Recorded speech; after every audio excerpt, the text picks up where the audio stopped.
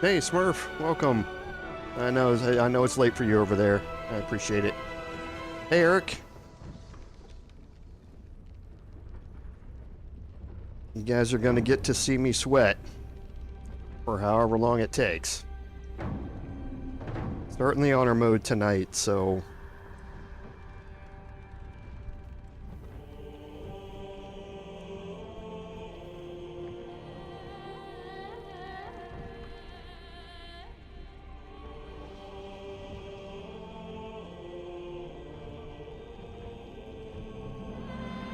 hey David, welcome. No, don't do that. I don't want to be responsible for the fallout for that.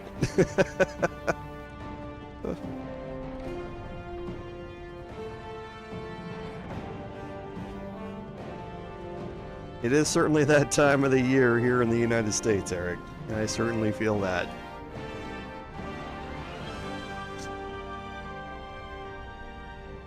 Maybe some of my stress tonight will let you get some relief from yours. Hey, Lord Henry, welcome back. I appreciate you being here. Yeah, David, she might not approve as the Understatement of the Year award winner.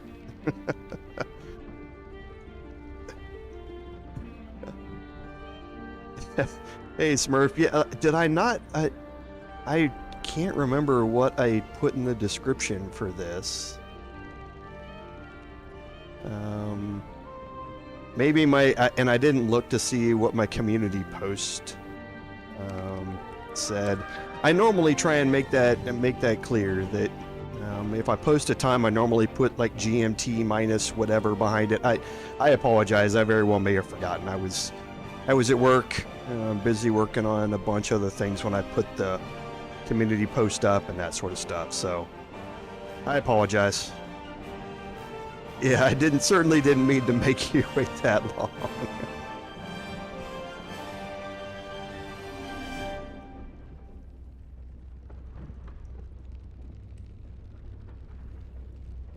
But yeah, I will actually go check the About tab and that sort of stuff on my on my channel and make sure I've got all the times right. 12 a.m. April the 4th. Really? My fault. That's all sorts of weird. Yeah, I must have messed up on the timing of it.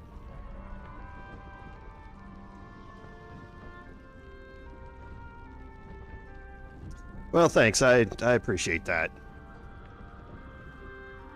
I do certainly enjoy the game, and it's always going to have a soft spot for me, so.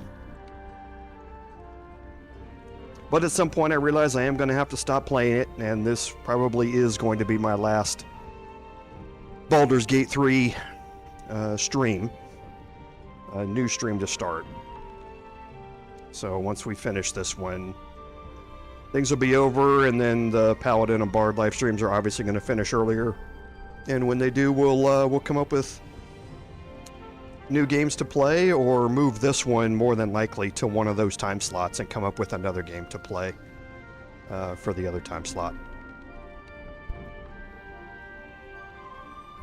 Oh geez, Eric, thanks. Now everybody's just trying to jinx me. And what's bad is that, you know, that's what started the Snakebit Paladin livestream, was I failed a deception check against the Tieflings really early on while I was trying to recruit Lae'zel. I mean, and that caused me to become an Oathbreaker. I mean, it's one of those things where you just never know how the rolls are going to go. And if you don't have any inspirations to make a reroll, you're just done. And yeah, I mean, the tutorial is a place for that. It is definitely a place for that.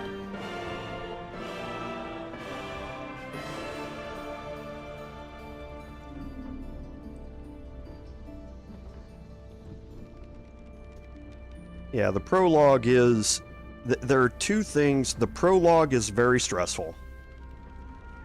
If I temper my goals on what I want to get out of the prologue, it's not nearly as stressful. I will say that. I try and get that perfect playthrough, but I know I'm just never going to get it. I don't know how many of you have ever watched Pete Complete's channel, but he tried to start a Baldur's Gate 3 honor mode live stream, and he's a completionist. And I've watched several of his videos, and he did probably the perfect prologue honor mode playthrough. It was the luckiest possible thing I have ever seen in my entire life, and I would never be able to replicate it in my life. But if I realize I'm not going to get that, and I temper my goals for what I want the prologue to be, then it's not nearly as stressful. The second most stressful thing is actually the Overgrown Ruins. That fight with the looters inside the ruins can end your playthrough if you don't take precautions against it.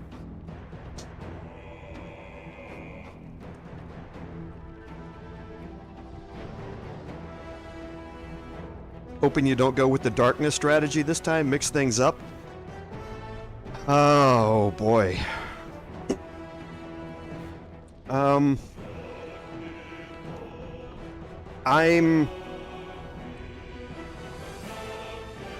Darkness, well, two things about that. Darkness is still going to have a place in this. However, I'm going to be focusing more on party protection and enemy debuffing on this than I have done in my other streams. Hey Chibi, welcome. Thanks for being here. I'll make a permanent decision when I get closer to it, but I'm pretty sure the tieflings aren't going to survive Act 2. But we'll see what happens when we get down there. I will say that if I didn't ever use darkness in my playthrough, the encounters would be a lot harder to do. So, but we're also going to see something, I don't know if we're also going to see a little bit of a change in this playthrough as well, because we are going to, and I've mentioned some of it, we're going to focus on a couple of new classes, or a new class that we haven't seen before, that's going to be a regular part of our party. And I'll explain some more about all of that when I go, but there is something that I might have mentioned once about this playthrough that we're gonna deal with as well. Yeah, the difference is that Fog Cloud, you can shoot ranged attacks into and out of it. Fog Cloud doesn't allow you to see into it or out of it. The detection cones are broken, but you only have disadvantage on ranged attacks that you make into and out of a fog cloud. You're not prohibited from making them at all. So fog cloud is great if you're just trying to be stealthy. Darkness is good if you're trying to be stealthy and also getting protection from ranged spell attacks and regular ranged attacks, from which Fog Cloud does not prevent. And you're probably actually going to see Fog Cloud really early on in this playthrough, not because of me. I won't be casting it, except in one specific instance, which we won't see for a couple of live streams probably. But there is, in honor mode, they change up the enemies change up their spells a little bit. And that is going to come out a little bit more during this playthrough. You're going to see spells you haven't seen before being cast by the enemies.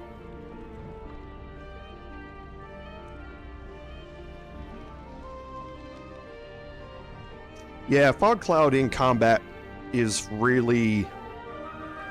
Fog Cloud in tabletop, Fog Cloud is really more used for your stealth, obscuring, or distraction type of things. If you want to get enemies to vacate an area, Fog Cloud normally works really well. DMs normally have the idea that if somebody casts Fog Cloud on top of them, they tend to leave that area pretty quickly. And obviously DMs can make the choice that people won't, but it's a natural reaction if magical fog starts popping up around you that you're going to leave that area. So it allows your characters to stealth into an area that they might not be able to get into other ways. But using it in combat tends to be really hard because, one, I mean, most DMs have, you know, maps laid out and that sort of stuff, and have your spell effect cones and all that sort of stuff happening, but it's also really hard to do it in 3 dimensions. And when you're casting something like that, it's hard to visualize where it actually extends when your party has so much ability for verticality in a lot of adventures. So I can certainly see it's hard to micromanage.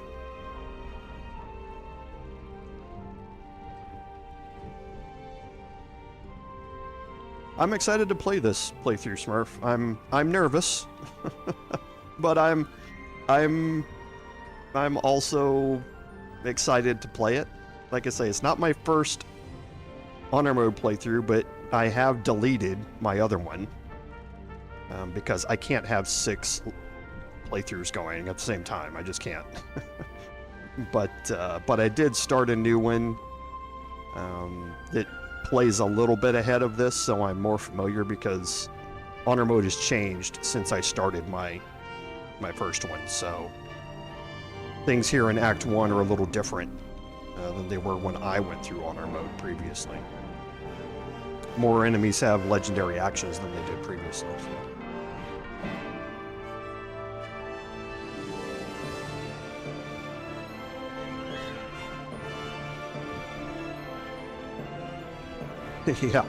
Yeah, tell me about it, Smurf.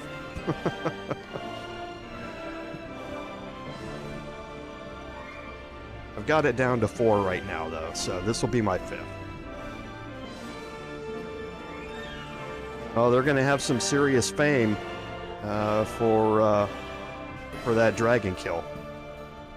And yeah, dragon blood, dragon teeth, all of that sort of stuff is going to be highly sought after stuff from vendors. Assuming that they had the foresight to pack along bottles and take that sort of stuff. We'll go ahead and get started here.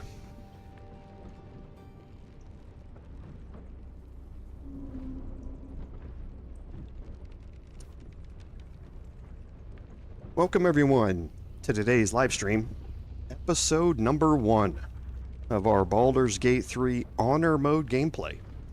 I'm Commander Jorval, and I want to thank you for coming along on our journey today.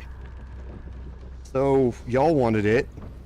This was the outcome of the vote that I put up on the community tab on my channel a while ago, and it won out by quite a bit. So here we go. I have deleted my previous honor mode playthrough that I started right after honor mode came out. Started a new off-stream honor mode playthrough to get a little bit ahead of this, just so I'm kind of aware of all the changes, because my first honor mode playthrough, they've changed honor mode quite a bit since it first came out. And I had gotten through Act 1 fairly quickly, in honor mode, but now things are different. There are more enemies that have legendary actions. Hit points have gone up dramatically, and things like that. So I needed to restart that one to be better prepared for this. Now, a couple of things about this. I've mentioned before on my other live streams that we are going to be exploring a new class that we haven't dealt with before, and that is the monk. We are not going to be playing the monk as our main character, and that's because there's an origin character that is much better suited to be a monk.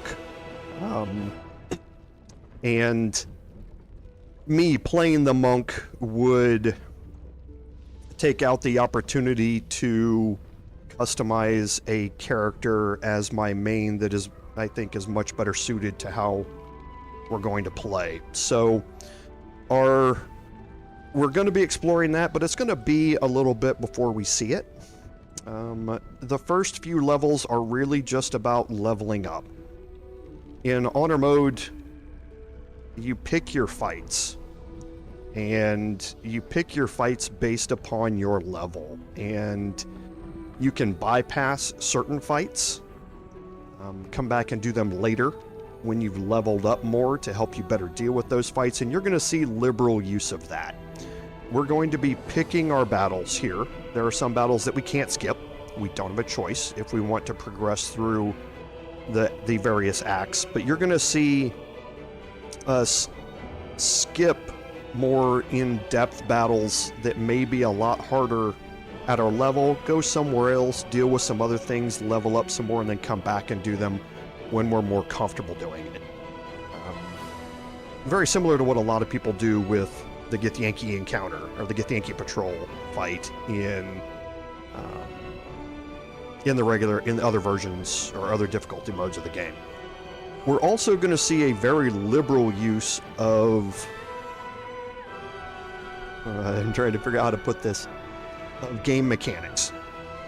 I'm not going to be utilizing exploits like the currently still available take all of the golden items from a vendor for free type of exploit.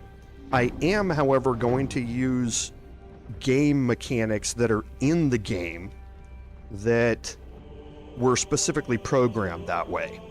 And when we get to those mechanics, you will see me doing it. And one of those mechanics is also going to involve me having a liberal focus on the respec mechanic from Withers.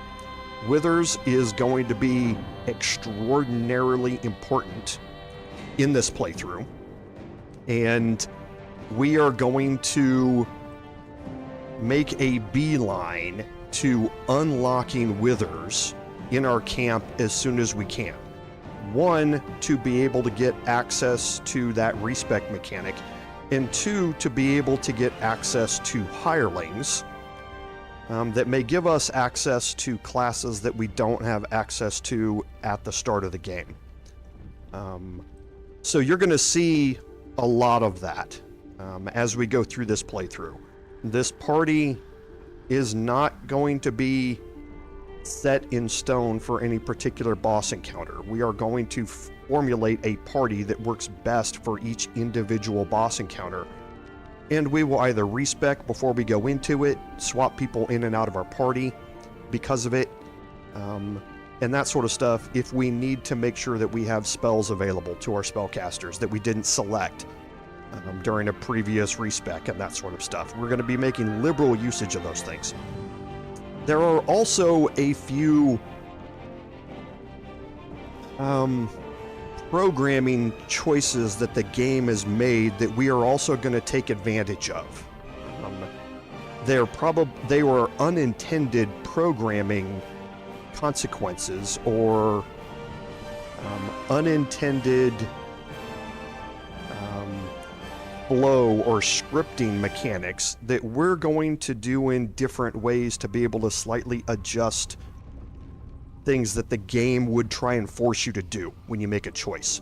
And you'll see a couple of those here in Act 1. Well, you'll see 4 of them here in Act 1 to begin with. So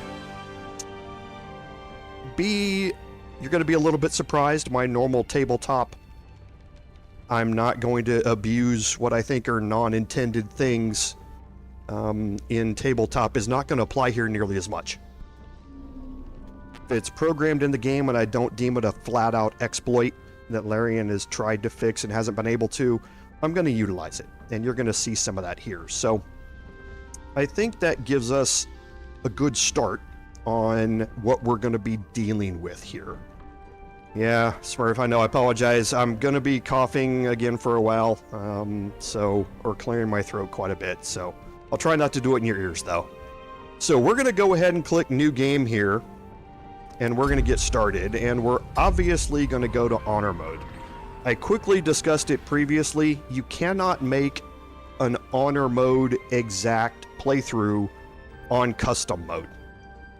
And what I mean is that if you go into Custom Mode and you try and customize a playthrough, you can select the 3 base types for your character power, loadouts, aggression, and that sort of stuff. What you cannot do in here is enable legendary actions. It is not an option in here. I would love to be able to play Custom Mode where I could do everything with Honor Mode except disable a single save. You just can't do that. That is not possible. The only way to get legendary actions on your boss monsters is to do an Honor Mode playthrough. So, for those of you, everyone should be familiar with Honor Mode at this point, but we're not going to go through the overview, but the game is going to save for me. Whenever it would auto-save, it's going to overwrite my save. Whenever I manually save, it's going to overwrite my save. Whenever I quit the game, it's going to save. So I can't get partway through an encounter and just quit the game. It's not going to work. Every decision I make is going to be permanent. Every dice roll that I fail, where I don't have an inspiration or some other way to re-roll it, is going to be permanent. And that just is how it is. So we're going to go ahead and start our Honor Mode game here.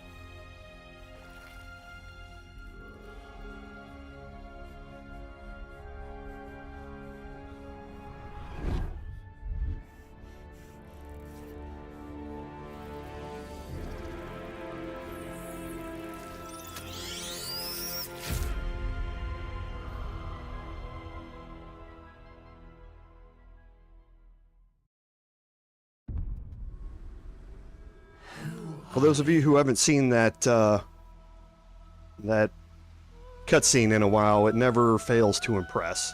So we don't need any tutorials. I'm going to be your tutorial here as we go. And the first thing that we're going to deal with is our origin. And we are going to pick Dark Urge. Something else that you have not seen in any of my playthroughs here. The Dark Urge has some very interesting things that happen to it through its background and choices and that sort of stuff. Okay, let me turn down my volume a little bit, and let me know if it gets any better. Let me know if it still has problems, Smurf. So, we're going to go with the Dark Urge, and we're going to explore that more this time. A common misconception with the Dark Urge is that you have to be Dragonborn. You do not. You can pick any race that you want and any appearance that you want. And as such, we are going to go with a half-elf. The reason we are going to do this is because of two things. One, the half-elf is going to have shield proficiency right off the bat.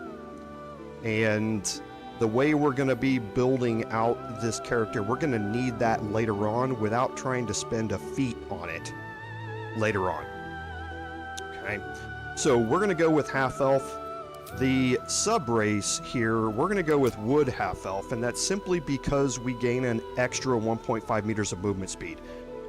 Movement speed is key in any playthrough, but it's even more key in an honor mode playthrough. And having the additional movement speed here is going to be huge. The Drow half-elf can help us avoid quite a few things that can go bad in Act 1 that we are going to have to do dice rolls for as a wood half-elf. But I think the additional movement speed outweighs all of that. So for our class, this is where you're probably going to get a bit of a surprise. We're going to start as a cleric. There is a specific reason for this, and that is because I have two goals in the prologue. One of those goals is to get the Everburn blade. The way I'm going to do that, I want to be able to maximize my chances to be able to do it. And playing as a cleric gives me the ability to maximize my chances for that. It also gives me an opportunity, with having two clerics in that fight, myself and Shadowheart, the ability to buff the Mindflayer in a couple of different ways, because we're going to have 4 spell slots to be able to use for it. So I'm going to start as a cleric. We will stick with cleric for a little bit, but we're going to spec our ability scores out for a cleric, and then we will respec to our main character after we've gotten access to withers a little bit later on. So for our cantrips here, it doesn't really matter as much. I'm going to get rid of resistance, and I'm going to go with Blade Ward, just in case I have an opportunity to use it. I'm not entirely sure I will, but we will see. Guidance, definitely a must because of what's going to happen here in the prologue. Sacred Flame, whether you have this or you pick Produce Flame instead, 6 of one, half dozen the other. Now for our domain, I'm going to start as a light domain cleric. The reason for it is two things. One, Fairy Fire. If I do get lucky with my spell DCs and I make something land, I may have the opportunity to debuff enemies in addition to buffing my allies. And Fairy Fire could play a big part into that. But the real reason is because of Warding Flare, giving me the opportunity to get within range of an enemy and then move away, and on that attack of opportunity they get to cast Warding Flare to possibly make them miss is a big bonus for me. So for my deity, doesn't really matter. My background is already set because of the Dark Urge. So I'm not going to get to choose which of my backgrounds I use here to give me different skills proficiencies here. I'm limited to medicine and intimidation. That's what I'm given. That's what I'm going to be. So now for my ability scores. Okay, so wisdom is going to get my +2, dexterity is going to get my +1. My wisdom, I'm going to bump up to 16. My constitution and my dexterity are also going to go up. And then it becomes a question of whether I want to bring strength or intelligence up. The dexterity being at 16 is simply to help me on my initiative rolls. I'm also going to be getting a slight bonus to my armor class because of the +2 bonus from it, but I'm going to be limited to +2 instead of the +3 that dexterity is giving me. This is really to help with initiative rolls. Constitution is to give me as many hit points as I can get. And odd numbers do me nothing here because I'm not going to be staying as a cleric. So I want everything to be even. And here I'm going to go with strength for the last 2 points simply because as a cleric, my physical attack rolls with my melee weapon to start out with are going to be strength based. I'm going to quickly change that to be dex based, but then also because of the carry weight. I'm going to have an opportunity to pick up a bunch of stuff, and in honor mode you pick up everything that is not locked down that has a decent carry weight to value ratio, and we want strength to be able to heft that stuff around. So for my skill proficiencies, I'm going to take a bonus in insight. That's going to become useful as we go. As far as history and religion, whichever one I want, it's not really going to matter. My later checks, whether it be persuasion or whether it be something else, for now, I'm just going to put those 2 points in persuasion instead of in religion. And now for my spells. And this is where things get very important. Command, you need to have. This is the reason that I'm taking cleric, is because this gives me 2 different people with a total of 4 spell slots that I can cast the command spell with. Okay. I'm also going to evenly split. I'm going to take protection from evil and good. This gives an ally protection against aberrations, celestials, elemental, phase, fiends, and undead. Things that are in the prologue are fiends. That means that I can't be charmed or frightened or possessed by any of them. And when those creatures attack the ally, they have disadvantage. That is key. This is a concentration spell. I'm also going to take Bless on this character. Again, we all know what that does. Blesses up to 3 creatures. You get a 1d4 bonus to attack rolls and saving throws. I'm also on here going to take Sanctuary. This can be very, very useful depending upon the initiative order and how it plays out. So now I'm going to edit my appearance here. And that's just for what I What was that? always do. Going to change things up a little bit here.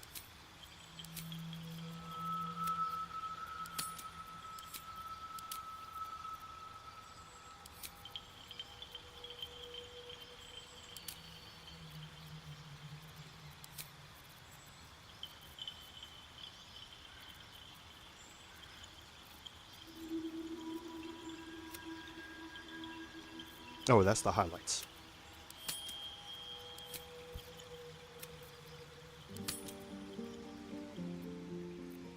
Okay, and that's going to get us started. So we're going to go ahead and proceed here.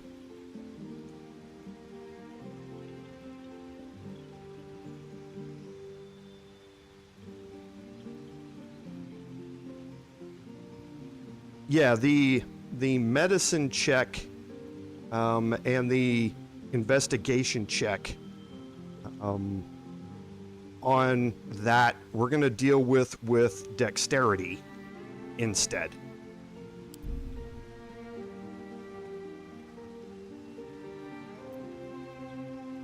But we are going to maximize, well, you'll see it when we get there. So we're going to proceed here, and I don't care about my guardian here.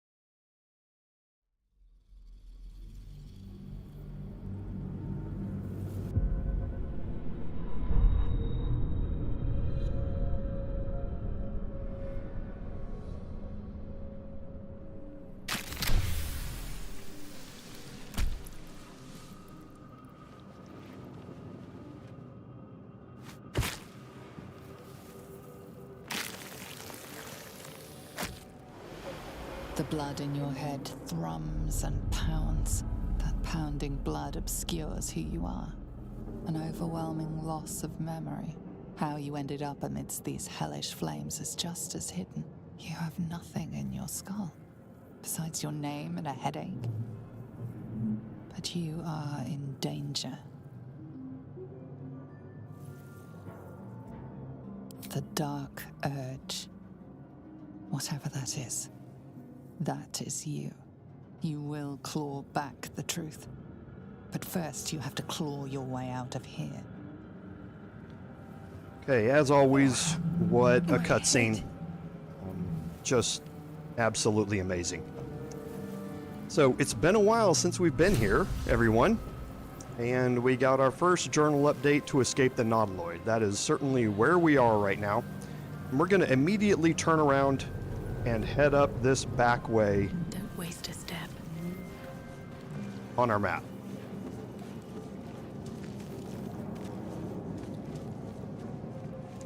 Couple of things up here. We do have a rune slate that we can pick up. And an onyx. Going to continue heading around here. And we get our first chest. Now this chest is going to have a random amount of gold in it. We rolled on the low end of that. And we're going to head back down.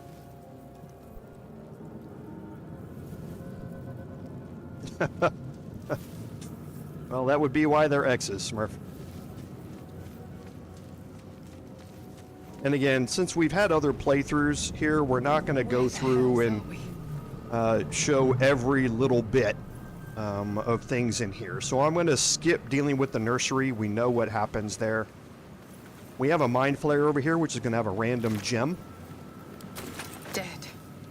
We have another chest up here, which is going to have a random gem and a random... Oh, or not a gem and just more gold in its place. The loot tables here are somewhat randomized. And we do have a restoration pod here. We don't need it right now. One thing I do to look at... Okay, so we do have 1 camp supply and 2 gold here. So we'll head through the door.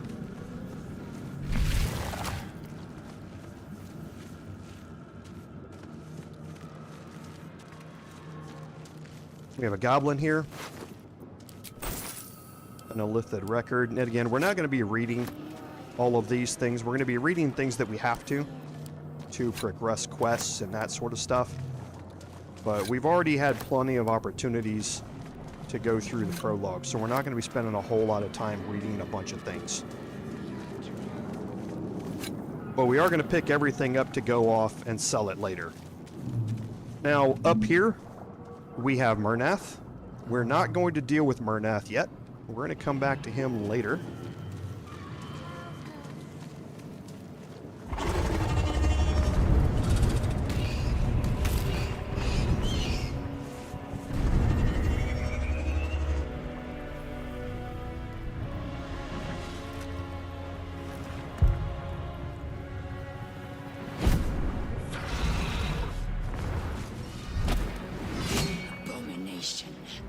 This is your end. Your head throbs and your skin tingles. Visions rush past. A dragon's wing, a silver sword, and a flash of your face seen through the strange woman's eyes. Oh, my head. What is this? Skvar, you are no thrall. Vlaakith blesses me this day. Together, we might survive.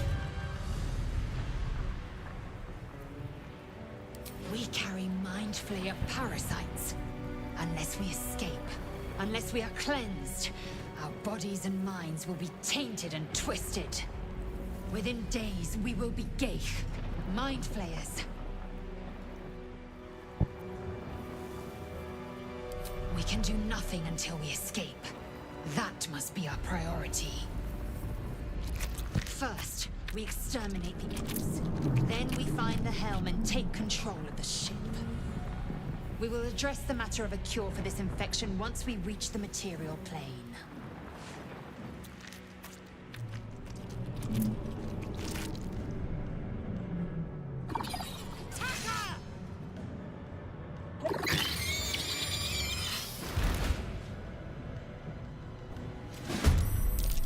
Okay, so we quickly get into our first fight here.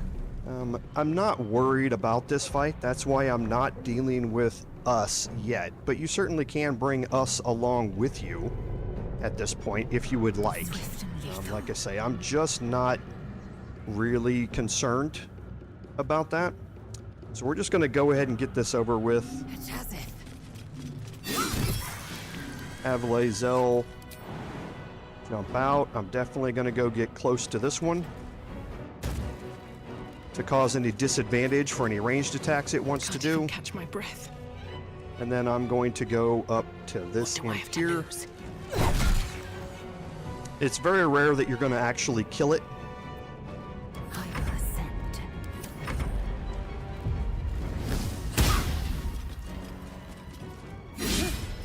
So Fiery Bolt that close would have had disadvantage on the attack roll. And that's why you move up close to it.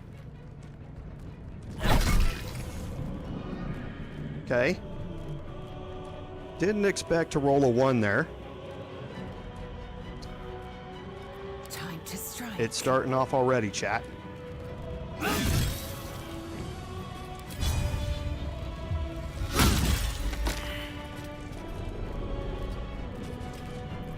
No choice but to keep going.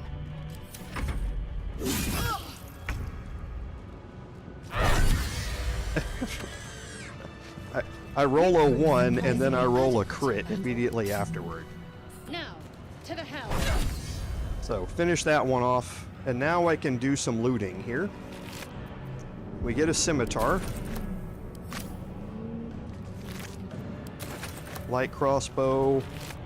Light crossbow. It's not over. Some random gold. A hand axe, which is going to be somewhat important.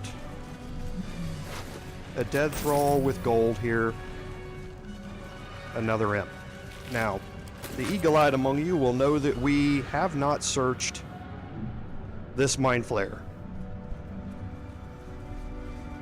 Much will depend on the loot that is on this Mindflayer. This Mindflayer has a not completely randomized loot table. It has a large chance to get what we want, but there's also a non-zero chance that we won't get it. So that means that we will have a much harder time doing something later on, but let's loot the Mindflayer and see. Okay, so we got extraordinarily unlucky here. The loot table here has the possibility to give you up to 2 random illithid objects, a void bulb, caustic bulb, or spike bulb. You can get up to 2 of them. You can also get a potion of speed. That potion of speed is extraordinarily helpful in killing Zhalk. What it means right now is that we are not going to be able to kill Zhalk. It's not going to happen. Unless we get some extraordinary rolls out of the Mindflayer, we simply aren't going to have time to be able to kill Zhalk. Now, we can still get Zhalk's weapon, but we are not going to be able to cause enough damage to Zhalk to kill him, and the Mindflayer isn't going to be able to cause enough damage in addition to us to do it either. That potion of speed really helps determine whether or not you're going to be able to kill Zhalk. Let's have a look. So right now, I'm not planning on the fact that I'm going to be able to kill him. I'm going to certainly try, but we're going to have to, the Mindflayer determines that. And the Mindflayer being able to attack twice every turn for 3 turns helps that succeed. Now we have very little chance of killing Commander Zhalk.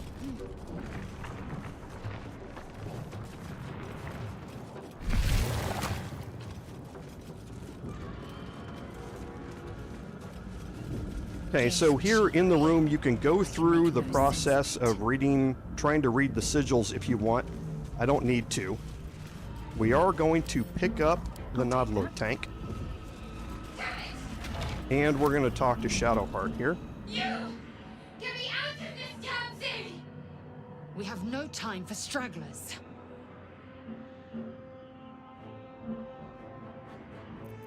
The construction is too alien. Nothing looks familiar. This ship is crashing. Do you intend to die for a stranger? Try that contraption next to the pod. They did something to it when they sealed me in. Hurry! Please! Okay, so now we'll go over here and we'll just pick up a bunch of things from the table. Brain in a jar. We're going to leave the elaborate reliquary for later.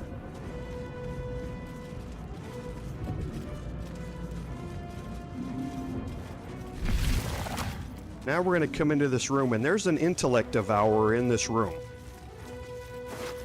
If you have us with you, you have a choice when you rescue us to either lobotomize him, and that means that he will stay loyal to you no matter what you do in here. Or if you do not lobotomize him, then if you attack this intellect devourer, us will turn on you, and us will become an enemy, and you will have a fight with him. So if you want to maximize your XP, you either have to lobotomize us, which means that later on when you meet him, he's going to have fewer hit points and a lower intelligence stat, lower intelligence and wisdom stat, or you not recruit him yet, and you instead kill the intellect devourer now, and then recruit him afterward. And that's what we're going to do. So we're going to wait for him to come back. We're going to go into turn mode, and we're going to attack him.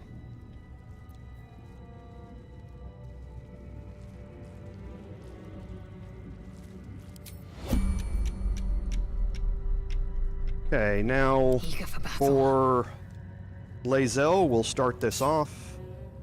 Show no mercy. Okay, and that's going to bring us all into combat here. What are my chances with Sacred Flame? 50%? May the gods take you first.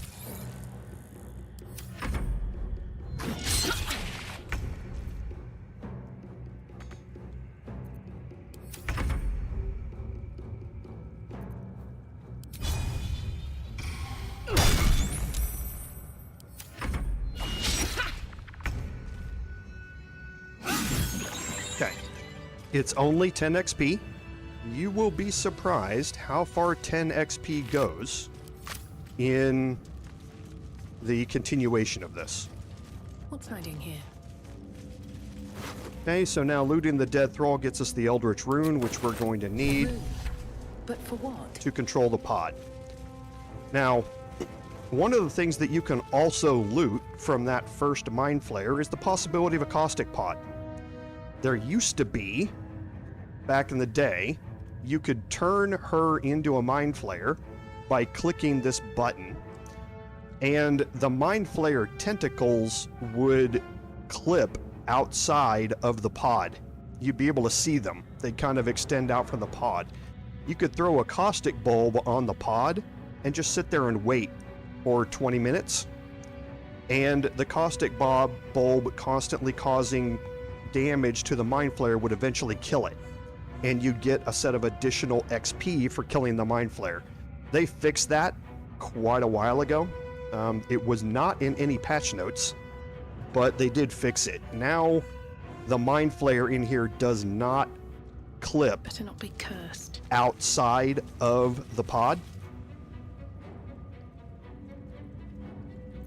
As you place your hand on the pod, you hear something. A presence connected to the pod, commanding the person inside to change.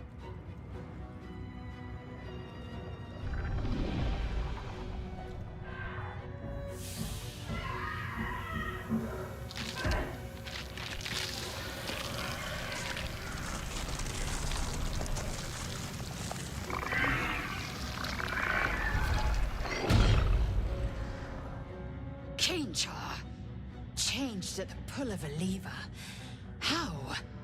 If we are not purified, this may be our fate.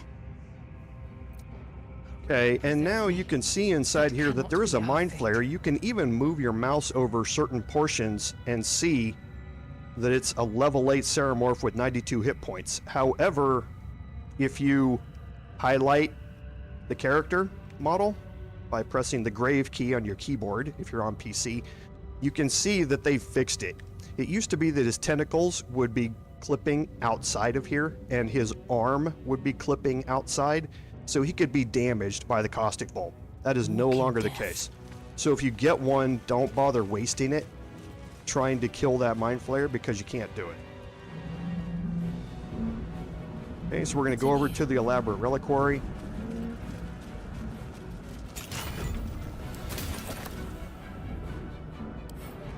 But that will fit in my bag.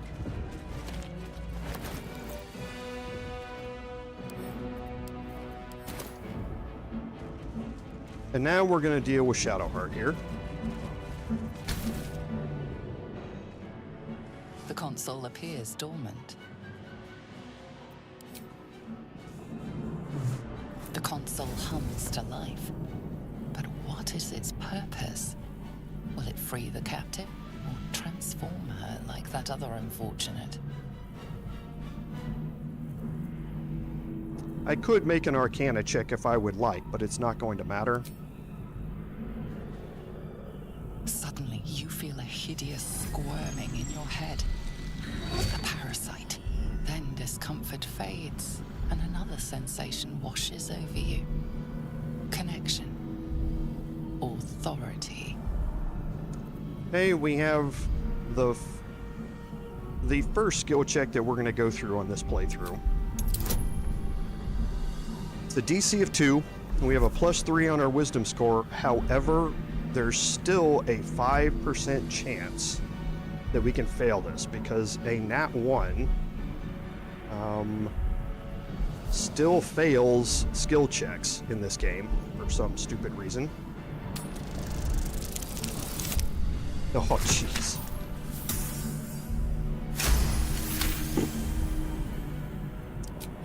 So there is a non-zero chance that you won't get Shadowheart in your playthrough, in your prologue. A shiver runs across your mind. You feel sated.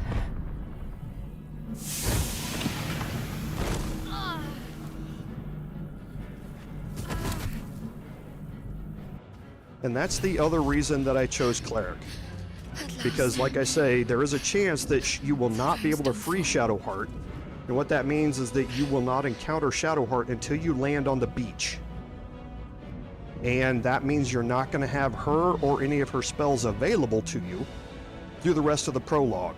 So that's why I went with a Cleric, so if I did fail that roll, I'd still be able to have access to the command spell. What's up for discussion?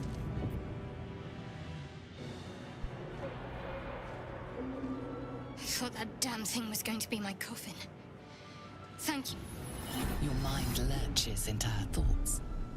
Her gratitude is mixed with wariness, because you have a Gith with you. You keep dangerous company. Fair point. Looks like there's plenty of fighting ahead. Let me come with you. We can get off this ship and watch each other's backs along the way. Shadowheart. One moment.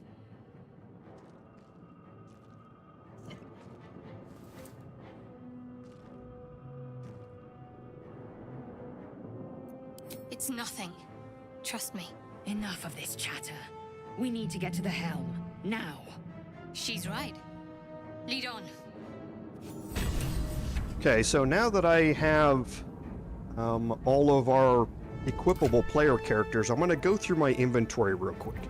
So first thing I'm going to do is distribute the light crossbows. I'm going to give the highest damage bows to the 2 people who are not going to be in melee combat with Zhalk. So I'm going to leave the short bow here.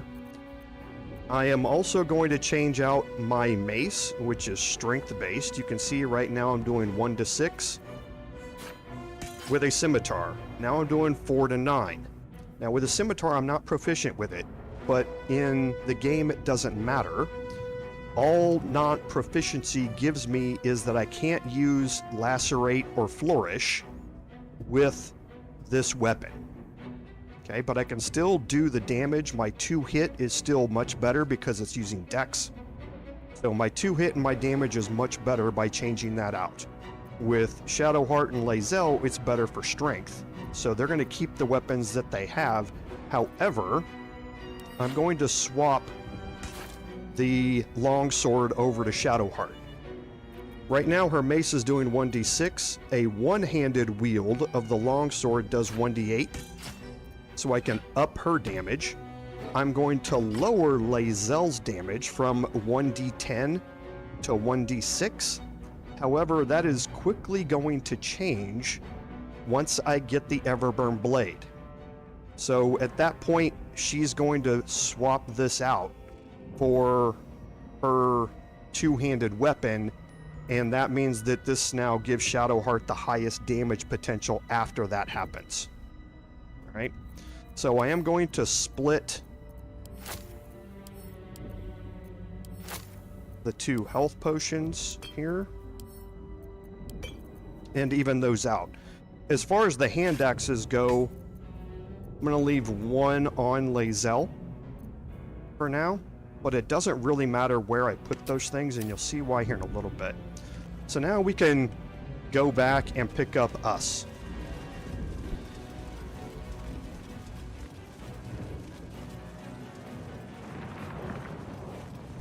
Now I'm going to get it, and having Shadowheart in my party guarantees it.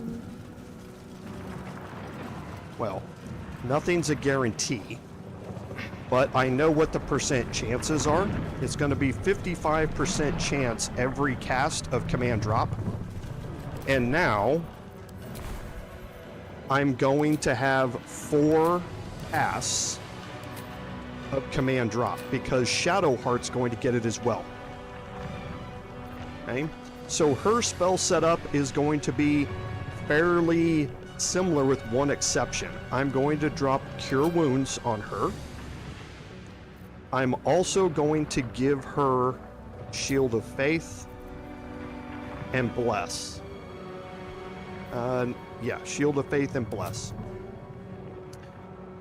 Shield of Faith, this is because if I do get an opportunity, whoever I cast Command Drop with, if it works the first time, I have 3 spell slots left. I'm going to want to cast Protection from Evil and Good, so that cast is going to come from me. The other person is going to cast Bless, and then that still leaves a Cure Wounds that Shadowheart could use on the Mindflayer. But right now I have 4 command drop potentials, and they're all going to be about 55% each. So with 4 of them, I'm pretty sure that I'm going to be able to get the Everburn blade. If you do not recruit Shadowheart, if you're not able to recruit Shadowheart, that number goes down quite a bit. Okay, so now we're going to have a chance to recruit us. And again, this is going to determine how easy it is for you to get through the ending of the prologue. It has almost nothing to do with how easy I'm going to be able to kill Zhalk, because I'm not going to be able to now, unless I get extraordinarily lucky. So this is just how easy it is for us to deal with the enemies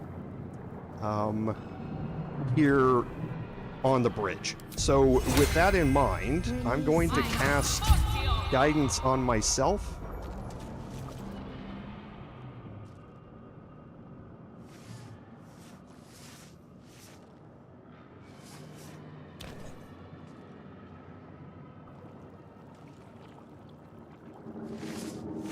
Yes, you've come to save us from this place. From this place you'll free us. Please. Before they return! They return. Okay, so I failed the perception check in the background there. Even though Shadowheart and I both are have the best scores to be able to do it. This playthrough's already starting off bad. A newborn. Born new from this husk. You know no creature. And like I failed this. the Arcana check. One that is more brain than person. Okay, thankfully neither one of those checks are going to influence what happens later here. But yeah, still failing them both, we're not off to a good Remove start. us from this body. From this case. Free us. Please. Okay, now you have 3 checks here. Investigation, strength, and dexterity.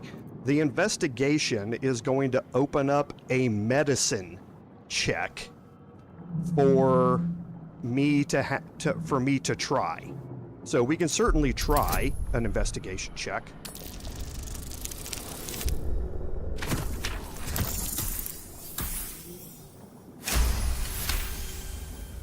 You notice edema, a swelling of the brain causing pressure where it strains against the shell of the skull.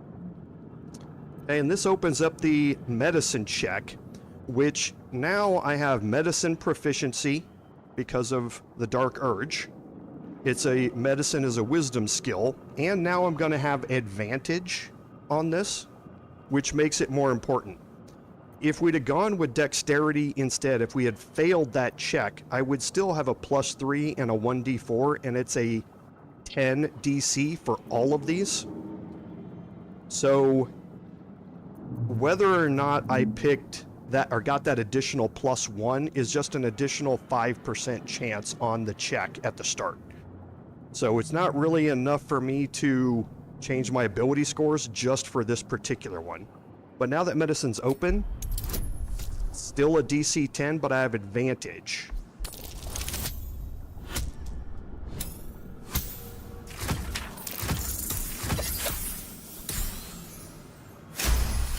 But even with just a dexterity save, I'd have had a 75% chance to pass the check.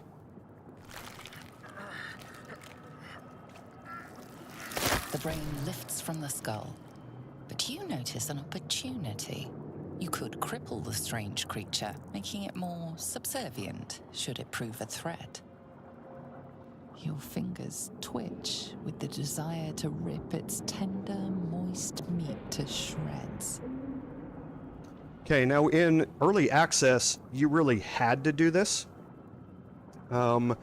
because you were attacking other Thralls on here, and if you didn't sever him from the Mindflayer control, he would turn hostile the first time you attacked somebody else. We don't have to do that here anymore. Okay, so we are not going to take the dexterity check. I have the split splatter advantage disadvantage here on this check because of Dark Urge. Normally you would not have advantage on this check as any other background. So here I'm just going to spare the creatures.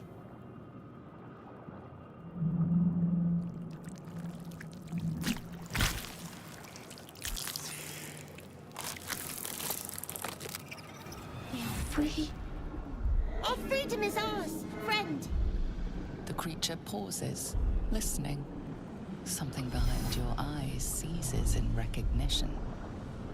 We must go to the Helm. At the Helm, we are needed. To the Helm we go. We are going to the Helm. Okay, now he's going to be a newborn for the next 5 turns. So we want to make sure that we're not getting into anything for 5 turns, and that's the other reason that we come back and do him after we go through Lae'zel's encounter here, because as soon as you encounter her, you're immediately thrown into a fight down here. You're teleported there, and us may still be a newborn, and there's a much higher chance he could die during that encounter with, you know, half of his hit points that he would normally have. But now he's up to 27 hit points. and he has his claw attack, 2d4 plus 2 attack that he can utilize. He's not like other intellect devourers in that he doesn't have psionic discharge, so he does not have a ranged attack like other intellect devourers do. But he has higher hit points to compensate for that. And he's going to be a big help in fighting our way through the ads, so to speak, in the Helm. So we're going to put Lae'zel I crave blood. Without down delay. here. My faith will guide me. Shadowheart is fine here. What to do? And I'm going to move back this way. Us is going to kind of follow me, and I'm going to use this one here in the middle. And that's going to release these two here. We rolled fairly well on initiative, but not perfect. Victory awaits. Can't give up. Not now. Okay.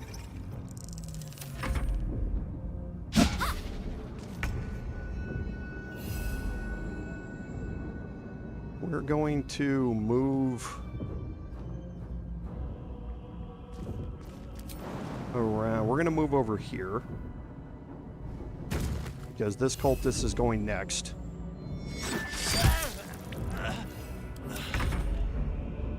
There we go. Okay, and now you can loot them. Something good here, I hope.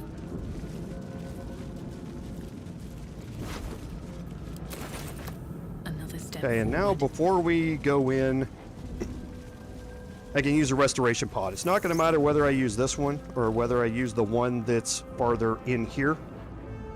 If you had any permanent buffs, you could utilize those permanent buffs and keep them going while you go in. And you'll kind of see how that's going to work here in a second.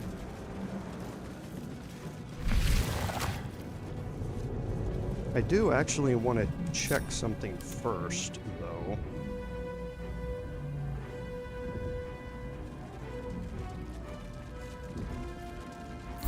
Okay. Still works. Just wanted to make sure. How many die tomorrow? Have I been this way before? We are nearing the Helm. Once inside, do as I say. Who put you in charge? I'll trust my own judgment. Cane yank. Okay, so we're going to move up here to the front, close to the door, and we're going to get an autosave.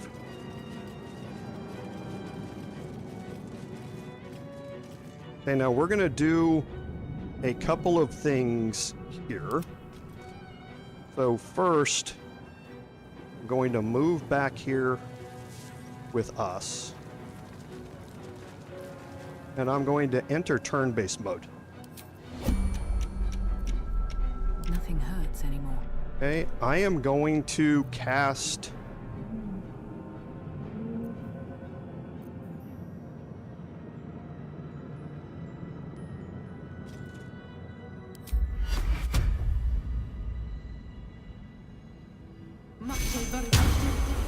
Bless on all three of us. I'm going to have us trigger the restoration pod. Still breathing. That's despite going to everything. get my spell slot back.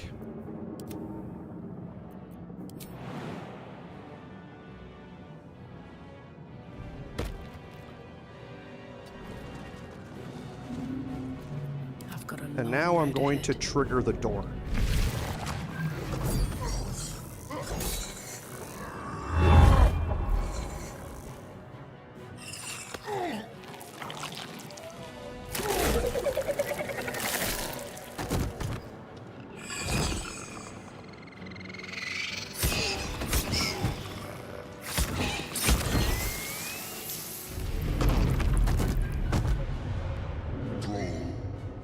Connect the nerves of the transponder. We must escape. Now. Do it. We will deal with the Gale after we escape. Connect the nerves. Nerves! We will connect them. And much depends on what happens here. So one hit and a miss. Okay? So we got fairly lucky there. And the Mindflayer only took one hit of damage. We rolled pretty well on our initiative rolls here, so we are able to go to move with anybody we want, which is good. So one thing I forgot to do, we will do it next turn though, because she's not going to be able to use her action anyway on her next turn. So let's Survival is all that immediately move out here matters. Have to keep going. and use command drop on Zhalk. 55% chance. Okay, and he dropped his weapon. What that means is that he's still going to be able to attack twice around. But instead of doing somewhere around 15 points of damage each turn, he's only going to do 6. So that extends the life of the Mindflayer there.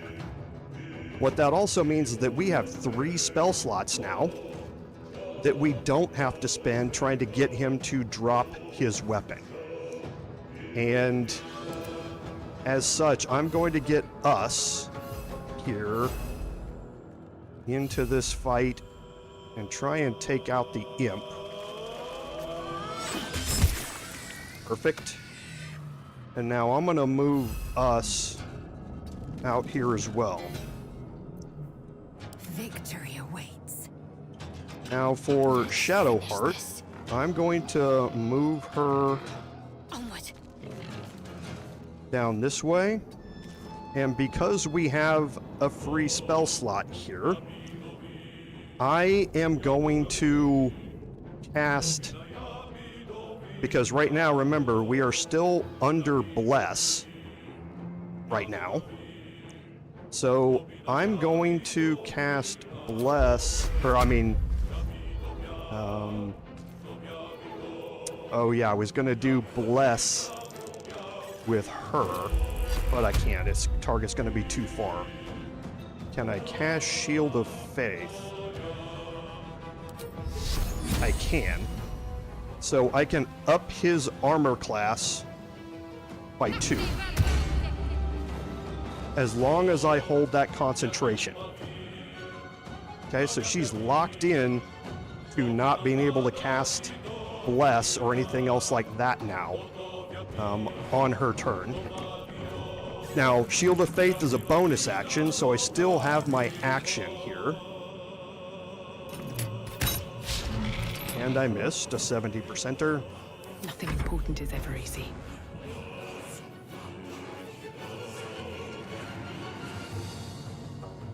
And because of the initiative order, Sanctuary is not going to be as important. If the Mindflayer would have rolled up here, and Shadowheart would have been after him, then I could have let the Mindflayer make his attack. I could have cast Sanctuary on him. And because of the way he's coded, Zhalk will only attack him. He won't move somewhere else to attack him as long as the Mindflayer's alive. So he'll just stand there and not take his turn. Now at the end of his turn, the Mindflayer's obviously going to attack and break Sanctuary, but you can keep him alive a little longer by using Sanctuary. I just can't do it because of the way the initiative roll has worked out here. I don't roll after him. Victory awaits. So now Lae'zel is going to jump out here. Okay, get some damage here.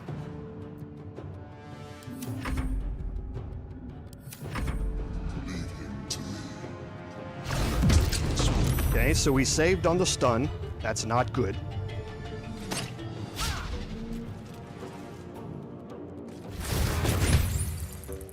Take this. Astarion will have Okay. We must Now, take the transponder. for me, I'm concentrating on Bless right now, so I'm going to continue to move forward at least for this turn. But then after that, I'm going to shift my focus of my concentration. I believe. But we'll see if I want to shift it or not. So for now...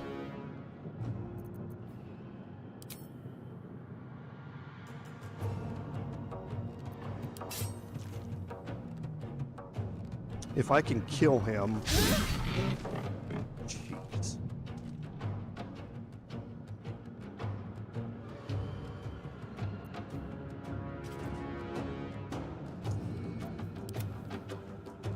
I don't want to have to kill him. Oh.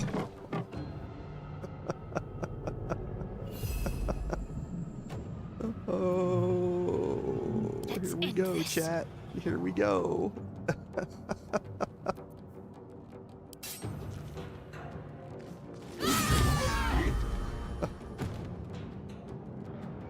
Okay. So Got to press on. we'll move up. I'm fury. Lae'zel Death. is going to cast Mage Hand over here.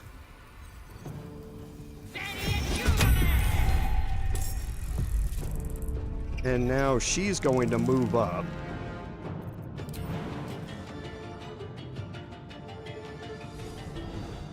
And while she's here, I'm going to have her move this Nautiloid tank. Now, she can move this thing around up to the limits of her movement. And I want to get close to this imp anyway. No time to waste. And I'm going to move this kind of right around in here. Where do I go from here?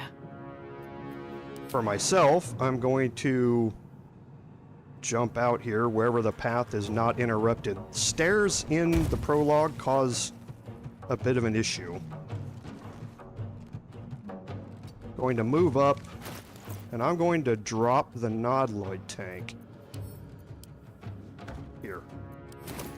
With my remaining movement, I'm going to stack it up on top of that one.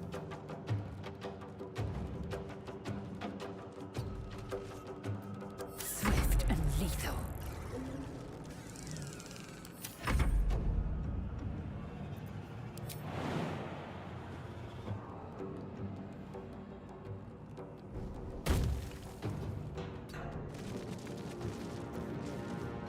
Can't afford to let up.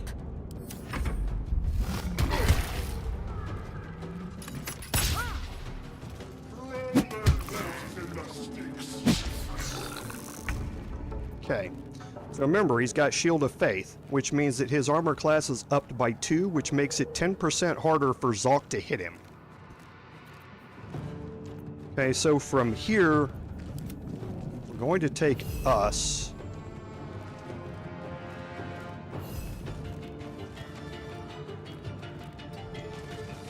See if we can kill the imp here. Perfect. And we're going to jump him over here.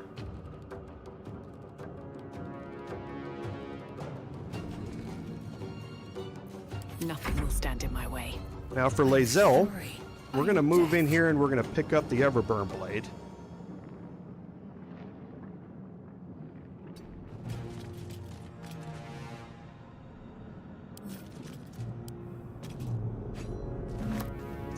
And I'd well, yeah, I guess it doesn't really matter if she's over there.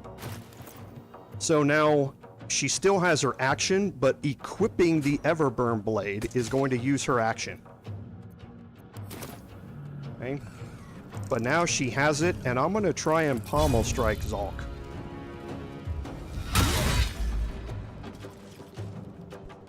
Okay, so we got lucky with the 50-50. He's now dazed. The dazed condition means that he has disadvantage on wisdom saving throws. He can't take reactions, which can be important, and loses the dexterity bonus to his armor class. So he's much easier to hit now because he loses 2 to his armor class. Another fight. Let's go. So for me, because I'm still concentrating on less, I think what I'm going to do is renew the bless here, but include the Mindflayer.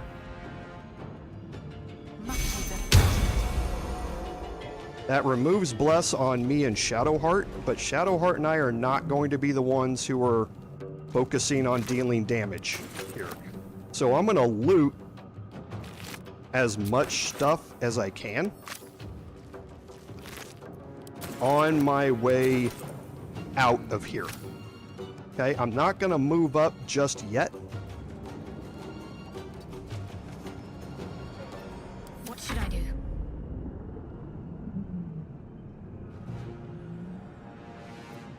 And I'm going to maximize my movement here.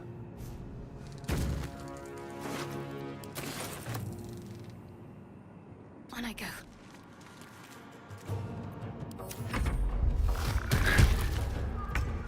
And now the mage hand is going to pick this one up and stack it.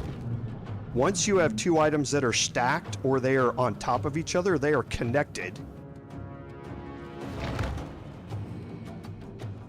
So now I can use the mage hand's movement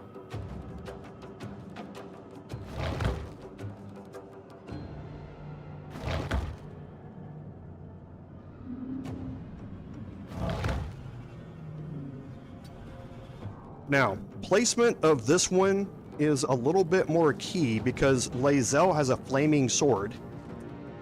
If that flaming sword hits the Nautiloid tanks, big boom. Right? So we want to get the Nautiloid tanks in a location where she is not going to hit them, but which are close enough that when I hit them, they explode. And I don't think I'm probably going to be able to move these. No, not yet.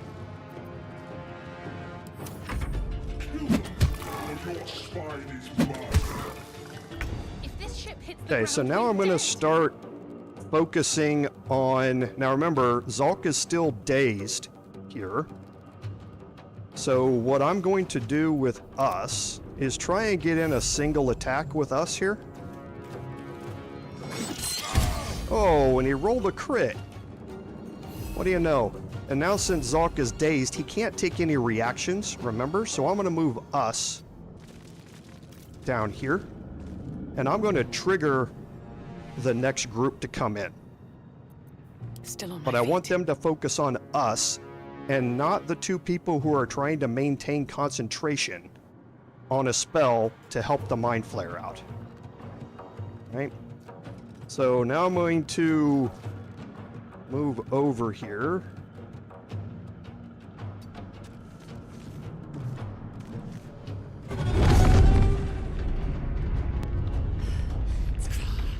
Hurry, before they strike.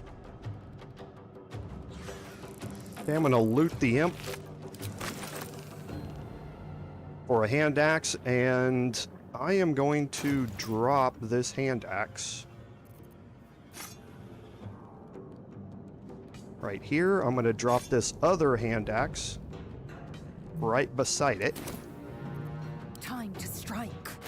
I'm going to have Lae'zel drop her hand axe right next to the other 2.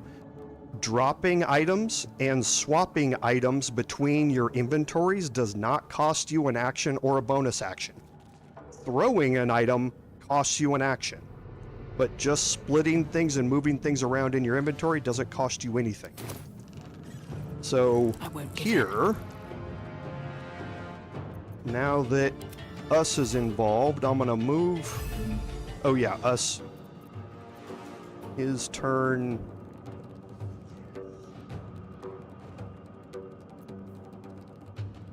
is his turn Blood comes done? easy these days. Okay. Either way, what I'm going to do is split a potion of healing, and I'm going to throw this.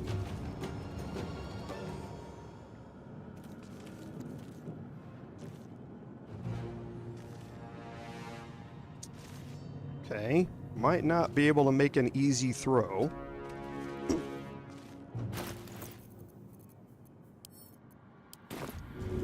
I just want to hit the Mindflayer. I do not want to hit either of the Nautiloid tanks or Zhalk.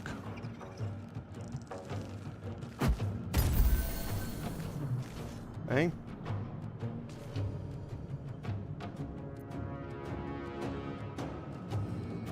I am fury. I am death. Shadowheart. She now has the best chance to hit she's going to have, so I'm going to try and lacerate with her here. And again, my attack should go right between the middle of both Nautiloid tanks. And I missed the 60%er.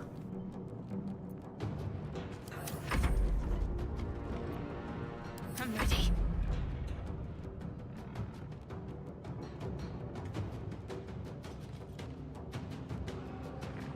Okay, and Shadowheart's going to do the same thing with the Mindflayer.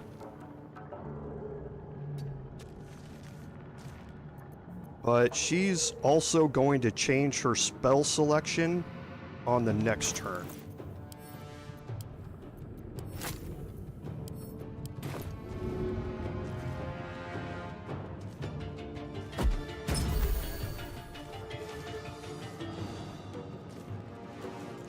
And while she's here, I'm going to move this a little bit closer.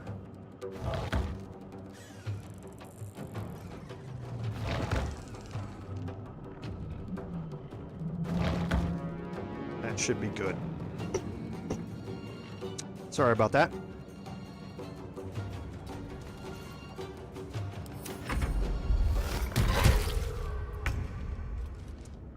Okay, now for the mage hand, I'm going to move all the way back here. And I'm going to throw a hand axe.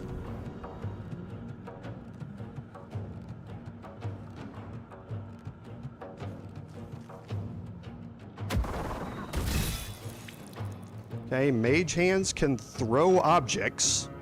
Hand axes are throwing weapons.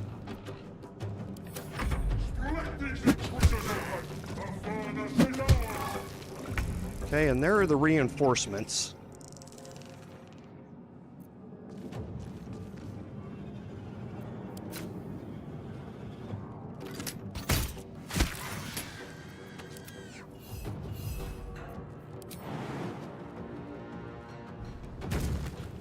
I'm going to have us move right in between the middle of them.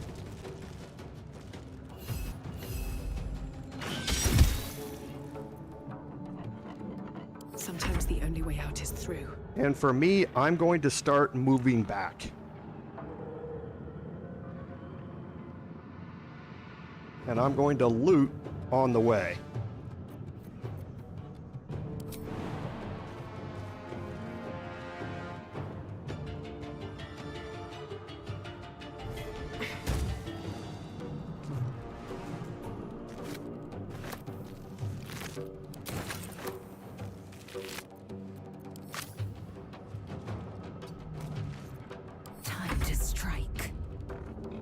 Lae'zel got 50-50 chances for her shots here. Yeah, we are definitely not going to be able to kill Zhalk. Ready. Okay, and Shadowheart is going to be doing the same thing. She's going to be looting.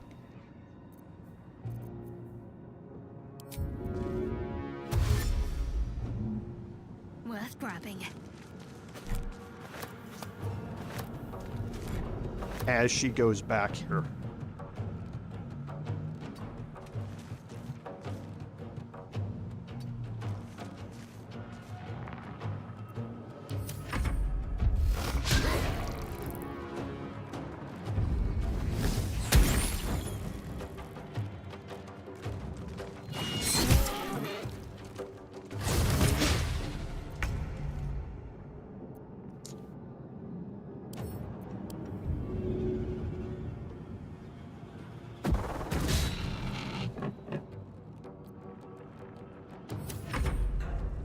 Okay, the Cambions are going to start moving up.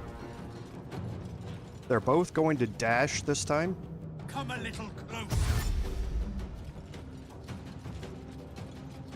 Next turn, one's going to dash and one's going to fly. Okay, and I'm not going to heal the Mindflayer anymore because I'm not going to be able to get the XP for Zhalk, but I want to get the XP for the Mindflayer. And what that means is that Shadowheart needs to be in range of her Firebolt and the Nautiloid tanks. That's the only thing I have to do now, is make sure I stay in range. Jeez. I will ascend.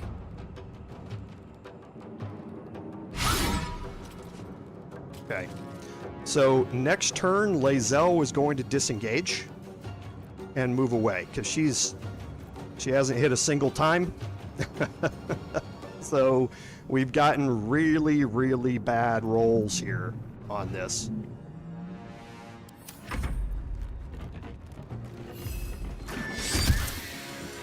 Okay, and you want to make sure that us survives this. And he cannot trigger the transponder.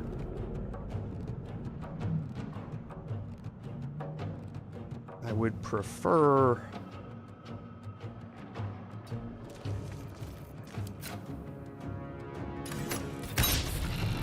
Jeez. Just can't hit a thing, chat. Just can't hit a thing.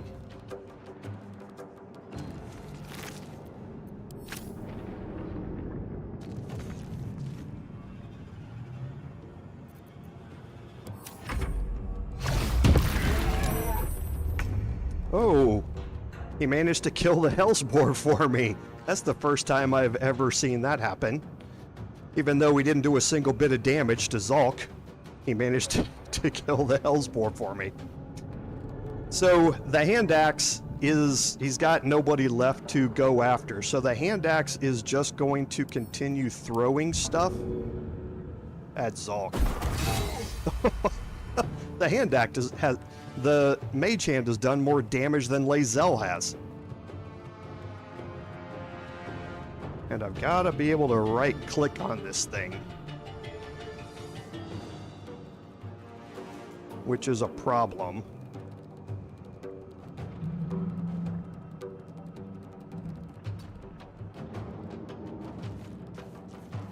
Because I'm not going to be able to throw... I'm not going to be able to get that one again.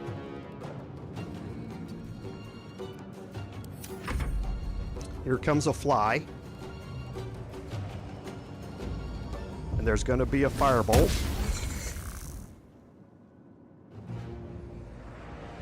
Here comes another firebolt. Okay.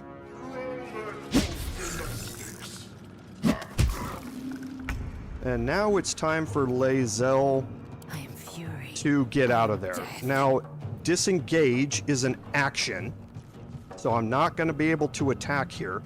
I can try one last time to hit him and then take the attack of opportunity. He's not going to be able to do more than 6 hit points. It just simply isn't worth it because I know I'm not going to be able to kill him.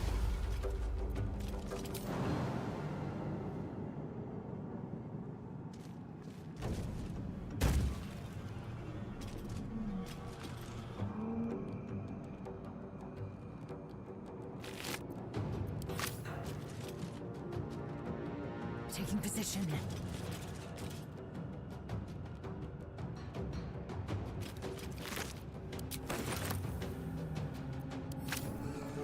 What now?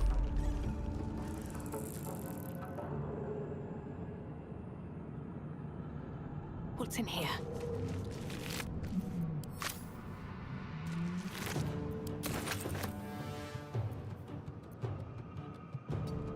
Forward, Istik, before more Germans come.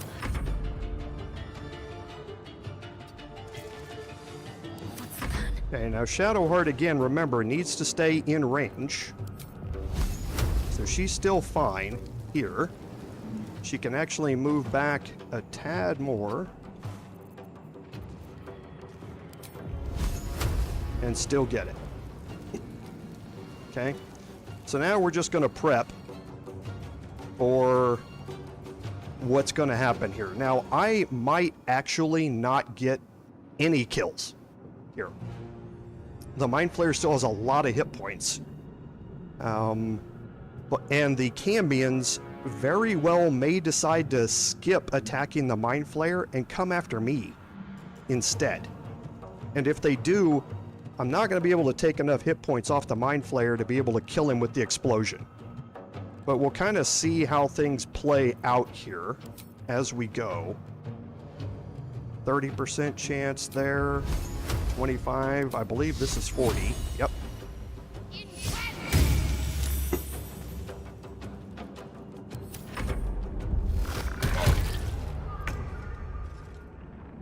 And the mage hand.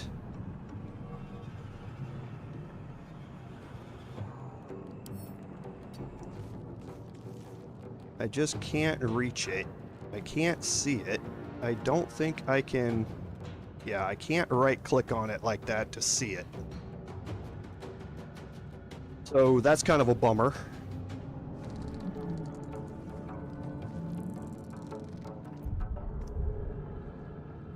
That it's kind of covered up by the Hellsboar corpse. So I can't throw it. So he's done.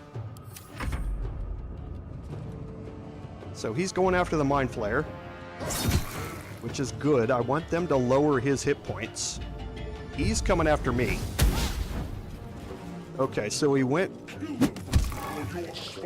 and moved up next to the Mindflayer as well. So maybe they're not coming after me. I'm gonna move up right next to... let's see if I can... I got enough. Fall by my hand. Okay, so now I'm going to move right next to the transponder. And this way, anytime her turn comes around, I can get out of here. I am fury. I am death. Okay, I'm going to move Lae'zel right in front of Shadowheart. So that if one of the Cambions does decide to disengage and come after me, they're more than likely going to come after Lae'zel instead.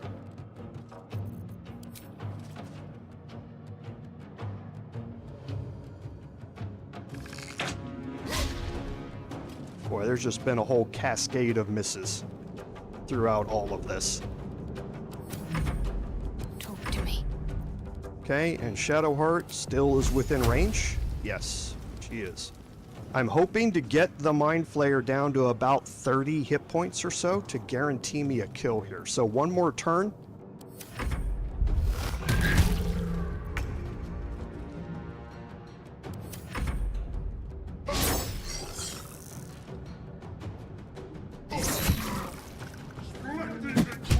Okay, so this should work. So now I am not going to get out this turn.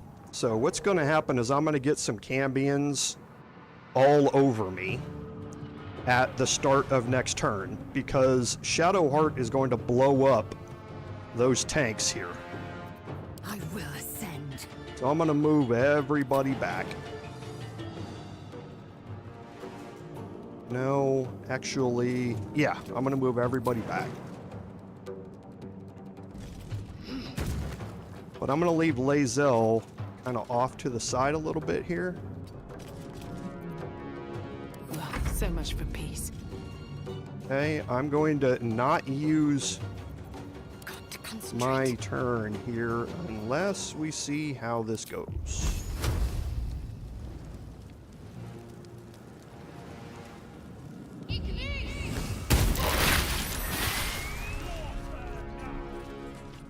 Okay, so I got 75 XP for killing the Mindflayer. It wasn't nearly enough to kill Commander Zhalk or the Cambions. It's never going to be enough to kill the Cambions. But if you can get Commander Zhalk down to about 40-ish hit points, you have a better than average chance of killing him and the Mindflayer at the same time. He just wasn't anywhere close to that. He had something like 115 hit points or something left. I was never going to be able to kill him. And now Shadowheart is going to move back here as well. And now that I don't have anything else to do, I can just get out.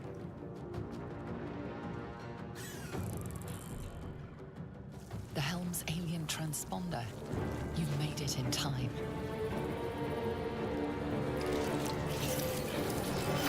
Hey Dave, welcome.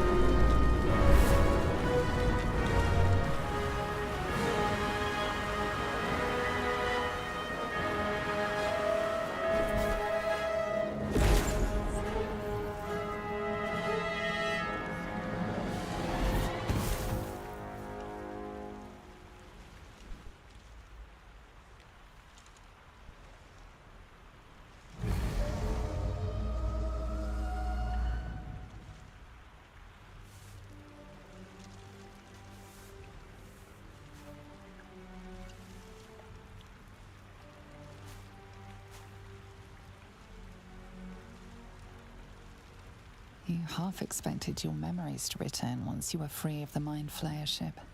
But your past is still an aching void. If you don't find a way to remove the tadpole burrowed in your brain soon, your future will be as blank as your past. Your head whispers vengeance. You cannot wait to slice your way forth, seeking whatever wrought this tragedy upon you.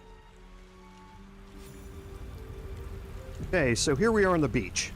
So the main takeaway from the prologue fight, that was by far out of all of my testing runs I did the worst that it has gone. I've never had Zhalk with 68 hit points left at the end of it. The highest I've ever had him left with in the dozen or so testing playthroughs I did was 45. So you can see everything went wrong with that. I didn't stun him a single time. I did not get the speed potion. Lae'zel didn't get a single hit with the Everburn blade through any of it. And he almost never missed the Mindflayer. So it was a really, really bad prologue. The only way you're going to kill Zhalk is if you get the potion of speed and the Mindflayer continues to DPS him down. We didn't get any of that. Okay, so now we're here on the beach, and again, we're going to be picking up everything that has even a halfway decent ratio of weight to value. So clamshells, sure. Candles are only 1 gold, but they only weigh 0.05 pounds. So this is the stuff that I'm talking about in honor mode. You're going to see how far what I call trash items go as you are going through this playthrough. They are absolutely necessary for levels 1 through 4. You're going to be struggling for cash through those levels, and this is going to be the hardest part of our playthrough, is levels 1 through 4. You drink in the pungent corpse. Since you awoke on the ship, your mind has been cold and empty, but something stirs. With your hands close to this body, you know nothing of why, but you find a half smile flittering across your face.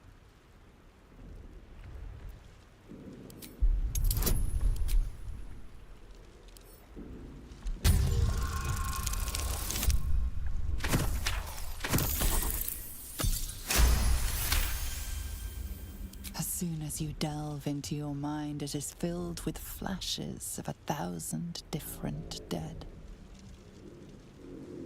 There is something unknown and unspeakable deep within your heart. Okay, so that's an interaction you only get from the Dark Urge background, and we're going to see a lot more of that as we go.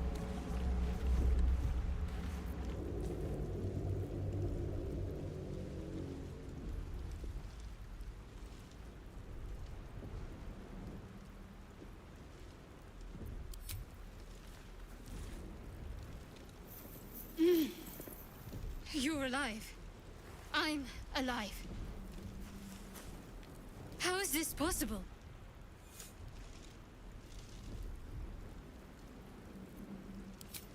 I remember the ship. I remember falling. Then nothing. No, I don't recognize this place. But anything's an improvement on where we just came from. First things first, we need supplies, shelter, and most of all, a healer. We might have escaped, but we still have these little monsters in our heads. We need each other, and we both know what's at stake. Can't think of better company. One thing, just before we go. I wanted to thank you again for freeing me. It would have been all too easy for you to run right past my pod, but you didn't. I'll remember that. Lead the way. Okay, so we do have a level up that's available to us. We are not going to do that yet, actually. And we're going to continue walking around the beach here. And our goal now is just to pick up everything that we can. Okay, so I am walking around now, and I am constantly holding left alt. It's just always down. And that lets me see all of these items that are on the ground. We have a backpack here. We're going to pick up the backpack. Everybody is going to have a backpack and a pouch.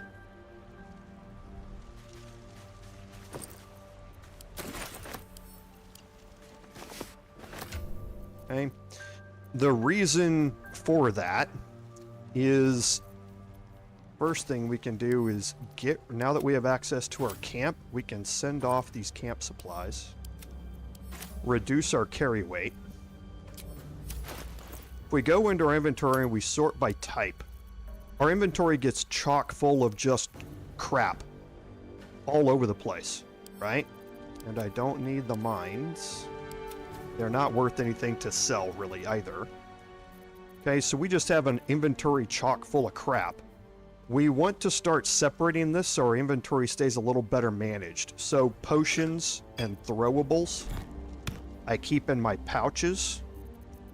And all the other miscellaneous crap that I pick up goes in the backpack. And that way I know when I go to sell stuff, all I have to do is open up the backpack.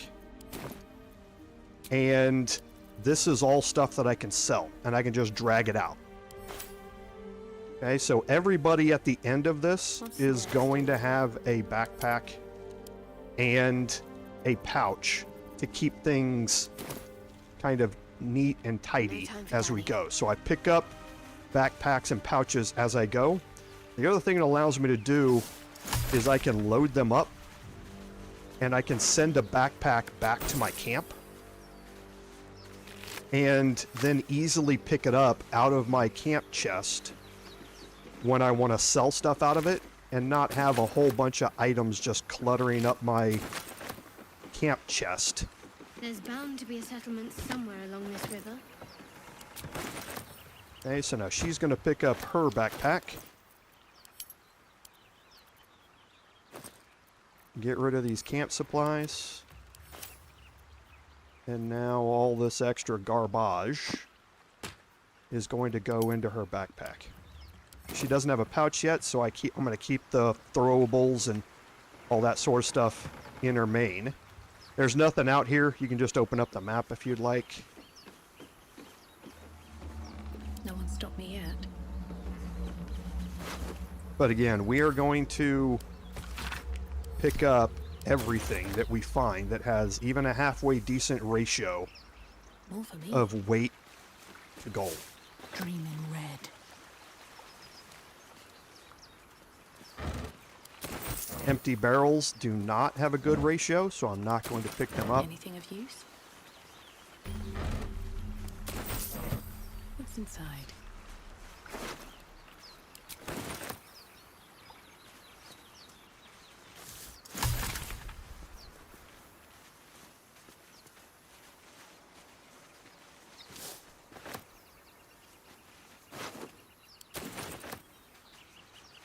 Okay, now we're just picking up crafting supplies, which we are going to be making liberal use of through this playthrough. A lot more than my balanced mode playthroughs. We're going to be crafting a bunch of stuff.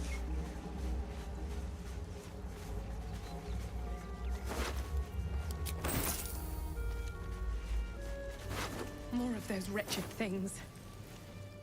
Okay, so the intellect devourers have now run off.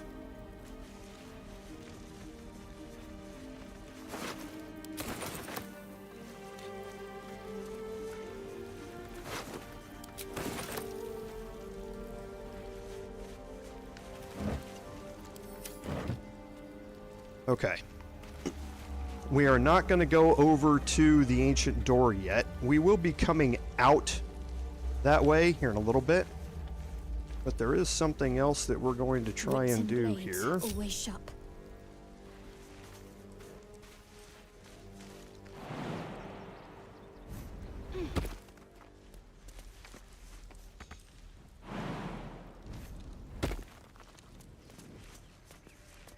Let's try this way. Grab this chest. Potent elixir of fire resistance. That's good.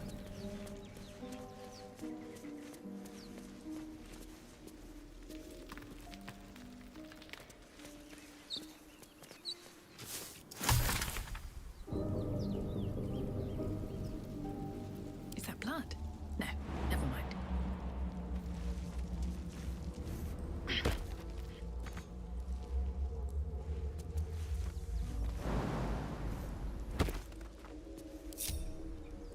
Breathe deep and move.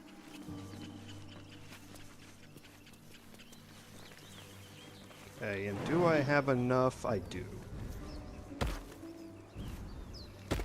Okay, so I'm going to skip the the 3 intellect devourers down here for now.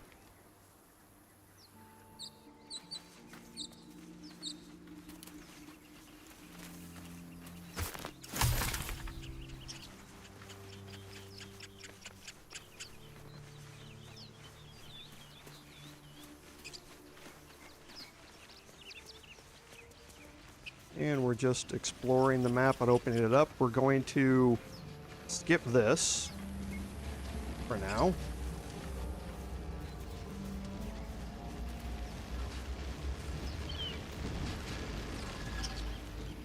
Okay, and again, this is going to take us down toward where the intellect devourers are.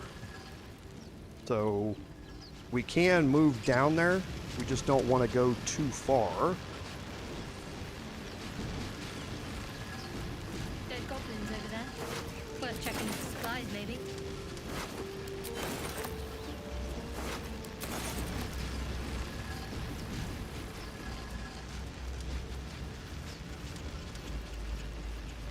Footprints. There may be even more that survived the crash. And now down here we have a Mindflayer we can loot. There's the potion of speed we needed earlier. On my way. That would have made our prologue run quite a bit easier.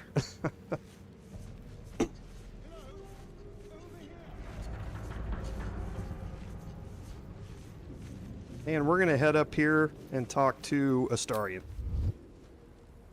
Now, before I go up to him, I'm going to cast Guidance. Moving in. Hurry! I've got one of those brain things cornered. There, in the grass. You can kill it, can't you? Like you killed the others?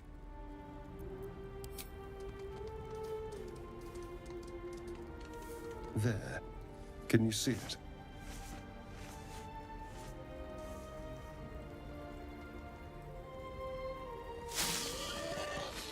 Just a dumb boar. You're relieved until you see the flash of a dagger.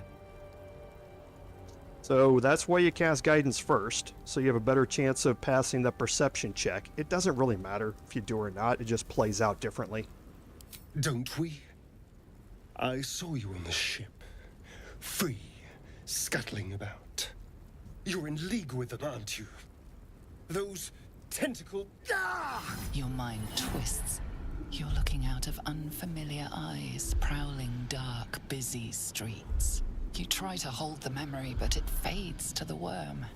The light, the fear. What was that? What's going on? The worm. Of course. That explains things, somewhat. And to think, I was ready to decorate the ground with your innards. Apologies. A kindred spirit. My name's Astarion. I was in Baldur's Gate when those beasts snatched me. A pleasure. So, do you know anything about these worms? Turn us into...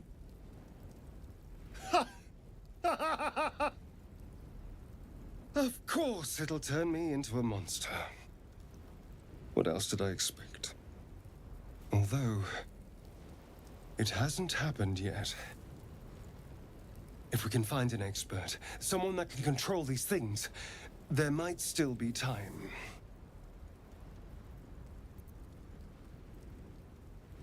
You know, I was ready to go this alone, but maybe sticking with the herd isn't such a bad idea. And you seem like a useful person to know. All right, I accept. Lead on. As he joins your side, your mind dances with thoughts of a perfect, pretty corpse. Okay, so now we have a choice to make.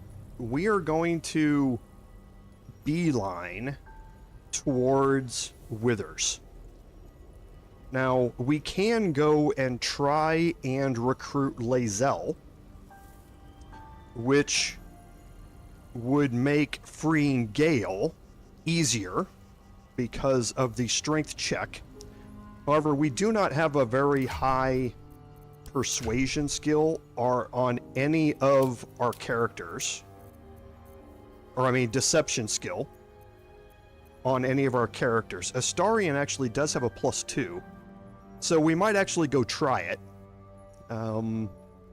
Because we want to make a deception check up there. So I'd forgotten about Astarion having that. So let's go and try and actually recruit Lae'zel, but first we're going to walk down the beach a little ways, because we can utilize Astarion down here.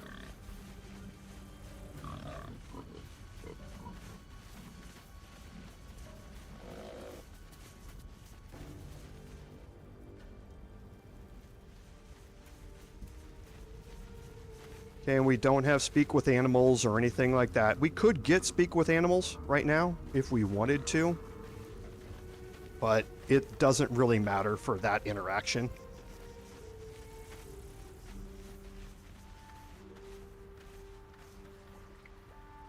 Okay, so again, the Intellect Devourers are in here.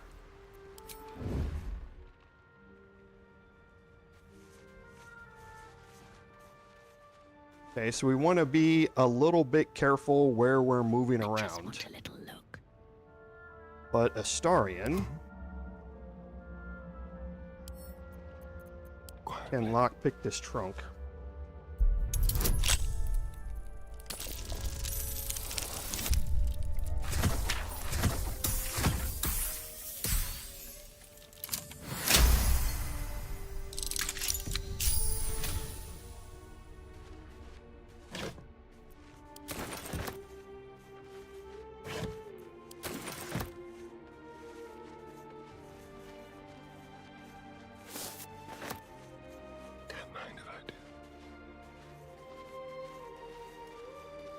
Don't forget there's a clamshell out here.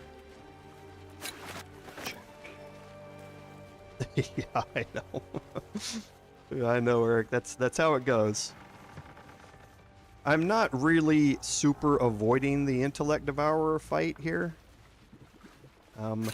It just makes things, again, my mindset is entirely different now. That a single bad set of combat rolls can end my entire playthrough. Okay, so I could have done that with Shadowheart and my main character really without a problem, but there's no reason to take the chance, right? So we are going to head back up and Never wanted the recruit Lae'zel.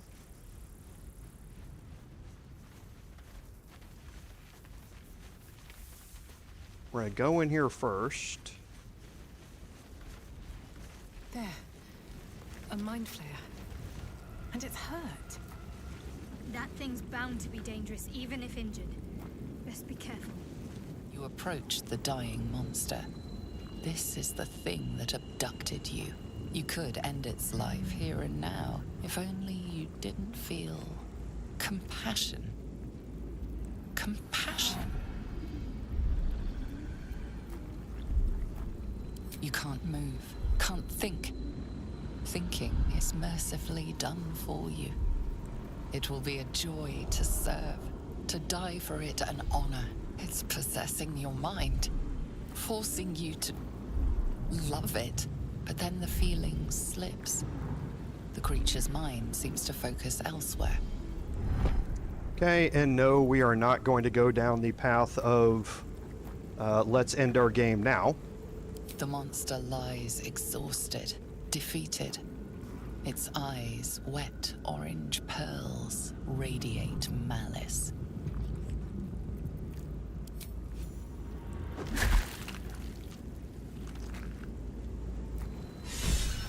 Okay, that gets us our first inspiration, which is desperately needed.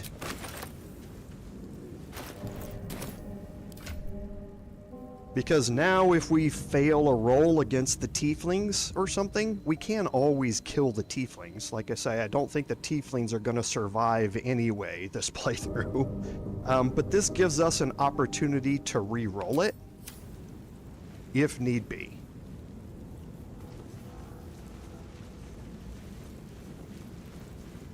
And yeah, we're going to go this way.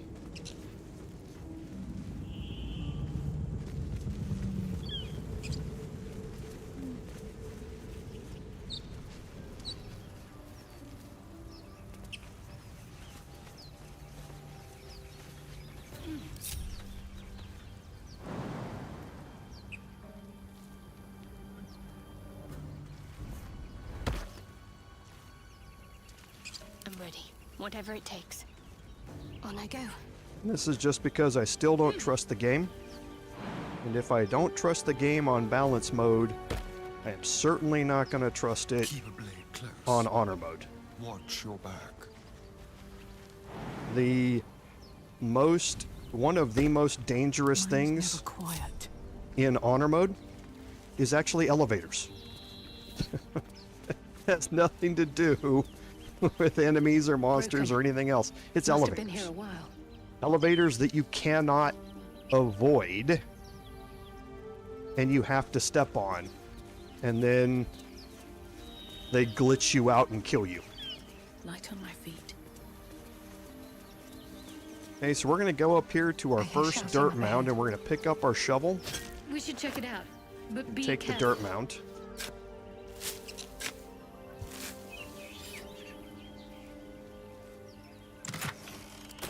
A big chunk of gold. And now we have a shovel, so in case we encounter any others, we're good.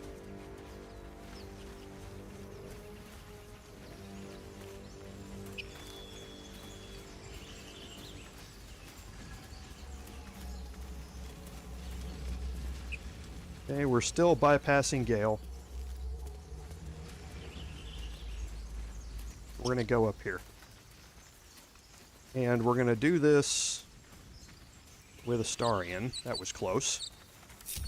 So we're going to break our group, and we're going to leave everybody else back here and take Astarion up and Shadowheart. But not my main character.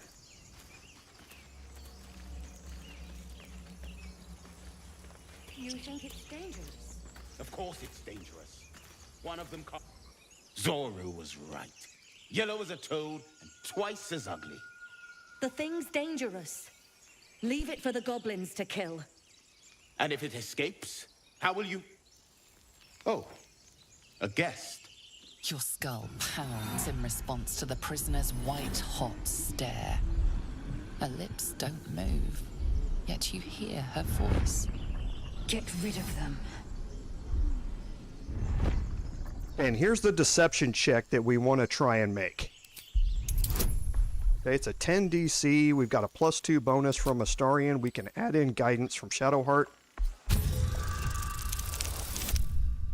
And we're good. Yay! We passed a roll. He's right. Let's go. We need to check out that blast. You didn't hear it. Shook our camp good, so we came for a look.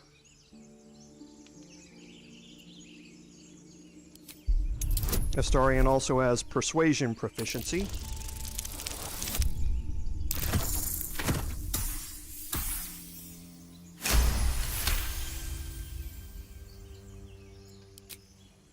Northwest.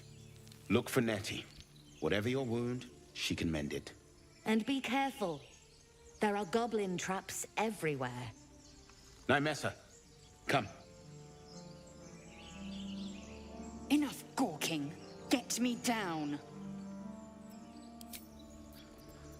All's well that ends not as Okay, bad so as it could now have. I can free Lae'zel. Observe and listen. You'll hear goblins before you see them. As I'm you going to wait say. for them to take off. That's exactly right, Chibi. And I'm not entirely sure that killing Lae'zel, I saw your comment. I'm not entirely sure that works anymore. That used to work, because actually my personal playthrough, I did that. I did it accidentally on one of my testing playthroughs for here, and Lae'zel was not down there on the beach. She was not next to Shadowheart. Her body was not. I don't know if she spawns up here with her dead body up here, and the tieflings just are gone. Scrambled all your senses. Auspicious. But the longer we wait, the more it consumes. My people possess the cure for this infection. I must find a creche. You will join me. Careful. She obviously sees your kindness as weakness. Don't let her take advantage. It is many things. A hatchery, a training grounds, a shelter. Githyanki protocol is clear. When infected with a Ghaik tadpole, we must report to Augustil for purification. You have made an ally from Kresh Kalir. Few know such fortune. Call me Lae'zel. I'll trust your judgment, but I won't trust her. Not until I've gotten the measure of her. You've a sharp tongue, elf. Would that your mind proved its equal. Half elf. I suppose the finer details are lost on a creature like you. Come. The Horned Ones mentioned a camp. One there, this Zoru, has seen Githyanki. A Kresh must be near. We will ask this Zoru where he has seen my kin. Okay, so now we have our adventuring party for a little bit Maybe here. I need more pockets. Okay, so we're gonna do a couple of things now. First, we're gonna head back down and recruit Gale.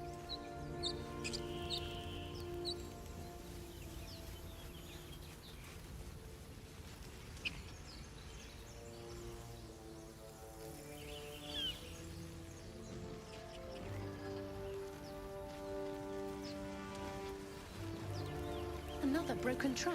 Who made And we these are things? again going to separate our main character from the party and take Lae'zel down here.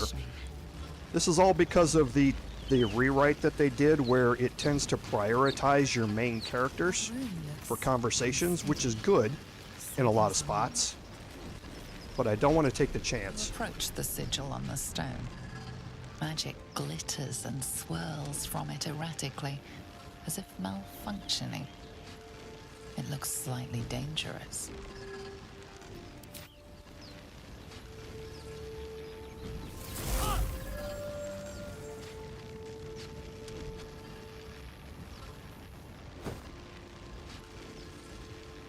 A hand? Anyone?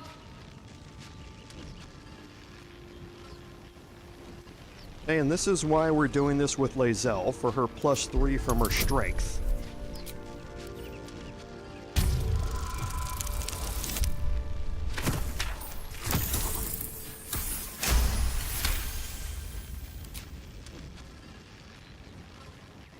That's it!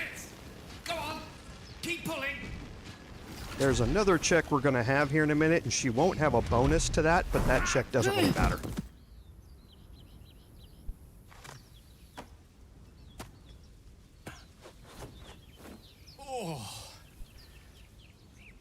Hello.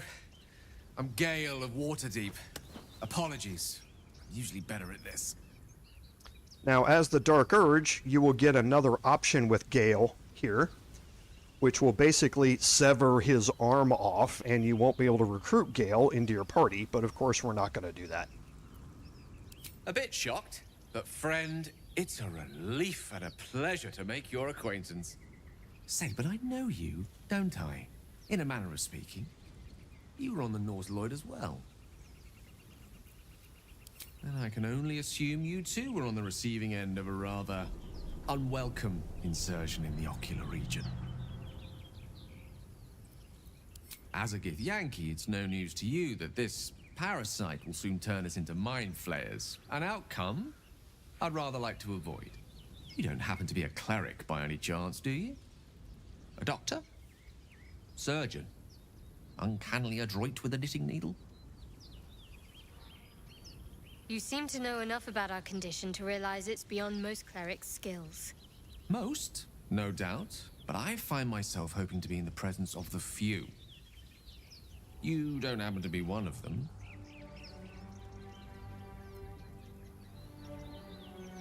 As we've established, few enough can. It's not exactly a common affliction. We're most certainly going to need a healer, and soon, too. How about we lend each other a helping hand once more and look for a healer together? Oh, I see you're traveling with plenty of company already. Perhaps I can join you later instead. I'll make my way to your camp and embark upon a succulent slow cook to be consumed upon your return. Okay, so we've recruited Gale now, and we got another inspiration and some XP out of that, which is always good. So now we can do our level up here.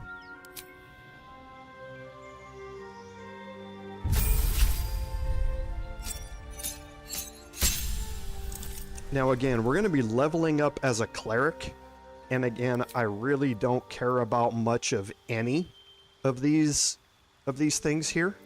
I'm not going to be using command drop during this encounter, but I will put on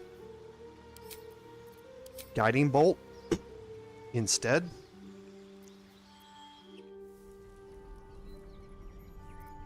Sorry, I escaped out of that.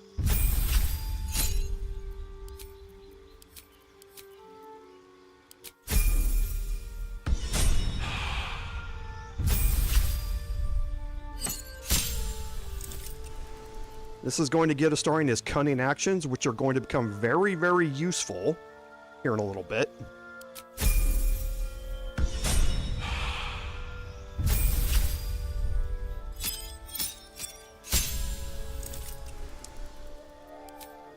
For Shadowheart, again, we're going to equip Guiding Bolt.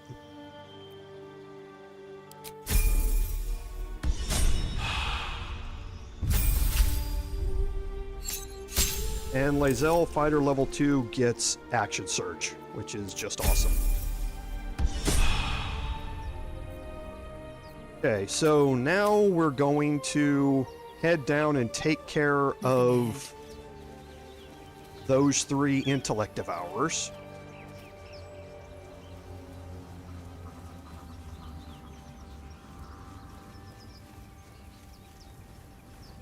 And actually, we're going to go this way.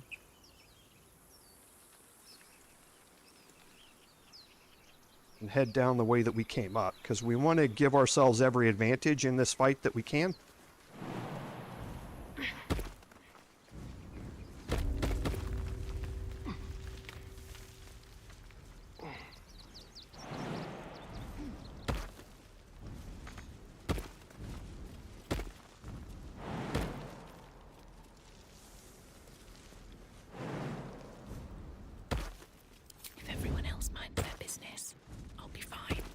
Okay, so again, it's not very often that you normally do this encounter with 4 characters.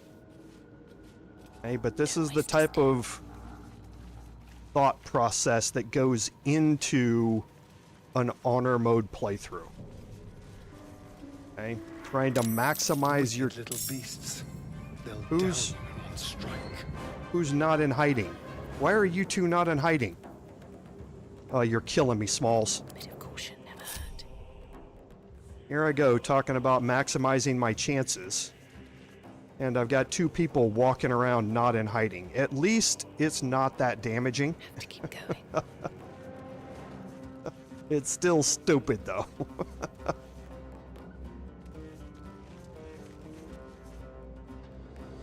Okay, so... Keeping low.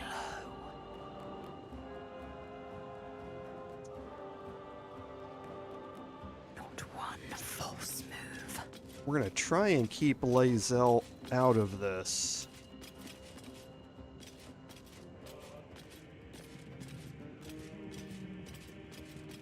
For as long as we can. But we'll see how well it's going to work. Because these intellect devourers are different. They have a psionic projection ranged attack, which intellect devourers normally don't have. So they're going to want to, one of them at least is going to want to keep its distance. And it's normally this one here. I can't waste any more time.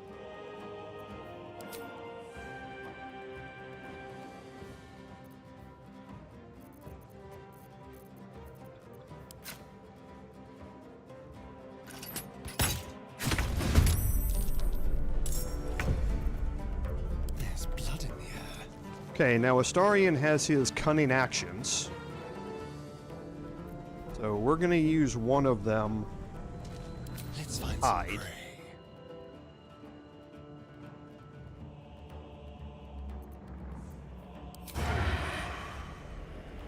Come on, how much closer do I have to be?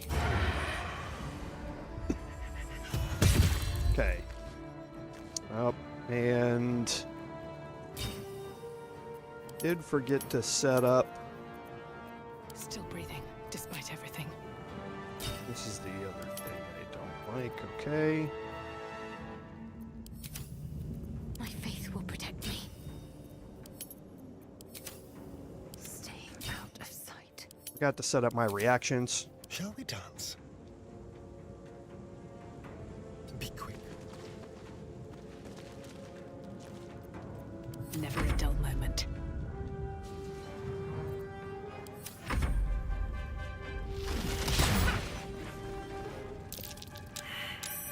Okay, so that I kind of figured was going to happen, but I wasn't entirely sure how well their detection cones were going to be overlapping there.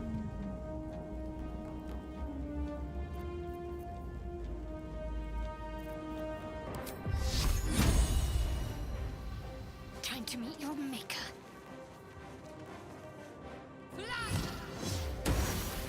Okay. So good hit there. Swift and lethal.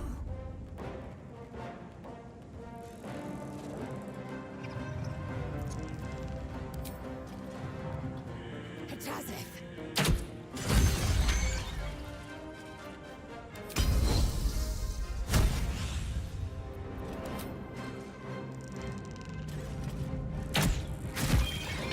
Okay. Good job, Lae'zel.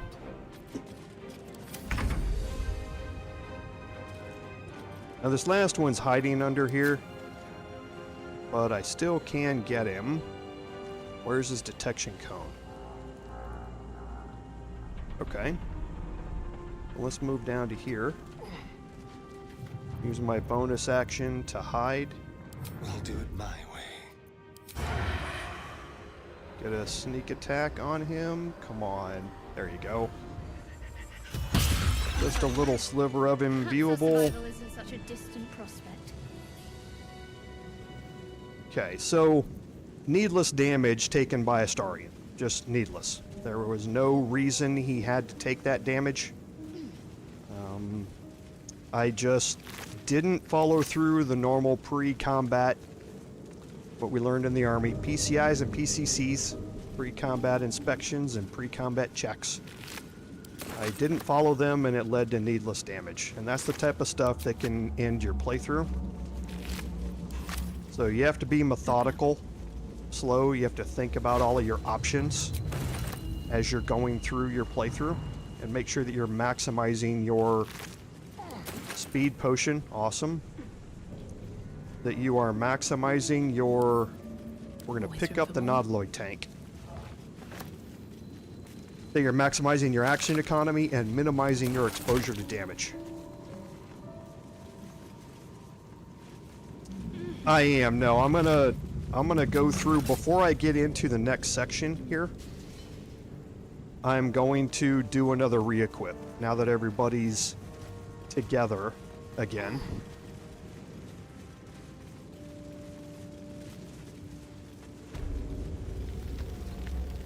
Okay, and now I'm going to head to the roadside cliffs again. And now we're going to head down here and have this encounter. Again, we are trying to rush withers here.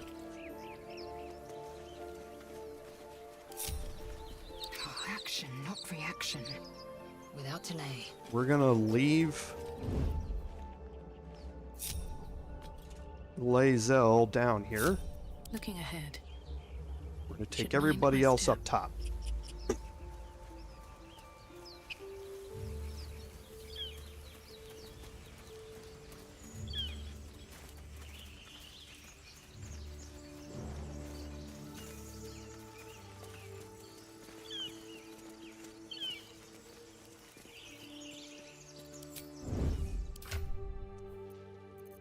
Okay, so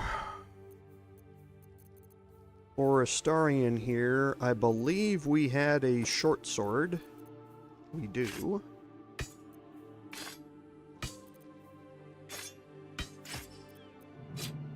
So we can get him to dual wielding. We don't have any armor that's going to be suitable for anybody, I believe. We do have a second short sword. So we can get rid of them both. Okay, and that gets everybody back up to where we need to be. These thieves' tools can go here. Did I not get a trap disarm toolkit? I'll go look here in a second and see if I, for some reason, missed that. I'm definitely going to need that. Yeah, I do not have one. So maybe I just missed it from the barrel down there. Keeping low. Not one false move.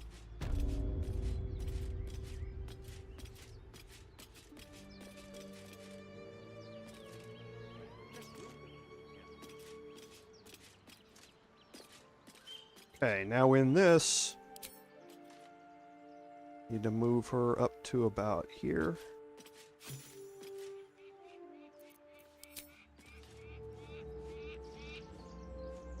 Let's not do that. She almost got seen there. Grave robbing as you are at excuses. Okay, I can see it from here. I'm going to wait for the wizard to move all the way to the back. And then I'm going to initiate turn-based mode. Instead of trying to time things, like I would in my normal playthroughs, I'm going to be relying on turn-based mode a lot more. There could be all sorts of loot in that thing. Okay, so now I'm going into turn-based mode. Of course I want to be rich. I'm going to trigger this. It is going to immediately knock me out of turn-based mode. And I'm going to go into hiding. Undetected. Into the shadows. And move out of here. Steps. God, look at that. Okay, so now I'm down to just 2. And I did get the XP for that. And I'm looking to see how much XP I got. Okay. I killed Tammin and I killed Gimblebach. The reason you check is because there is a chance that Tammin survives the damage and the fall into that room. And when you go down inside, you may find him down there. And if you're unaware of the fact he's there, you can get yourself into a sticky situation. But I killed them both. Objective noted.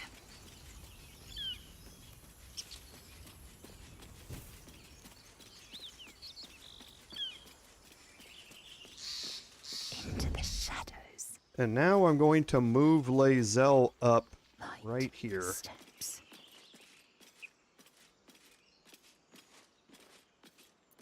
And I'm going to wait. Going to wait for Warren to come back.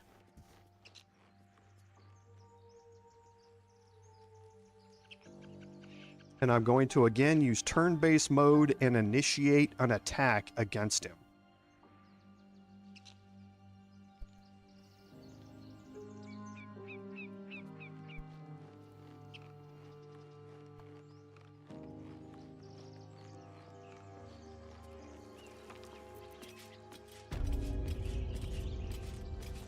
That's close enough.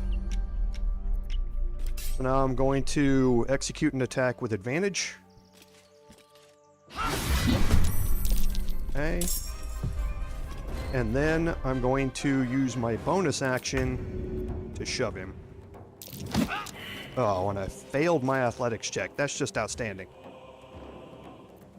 80% chance. Why would I fail it? Absolutely no reason. That's... No, I mean, why would I pass that? I mean, come on. It's me. There's no way I would ever pass that. Okay, so Warren is not Victory awaits. threatened yet. If this isn't important. Want to make sure he is.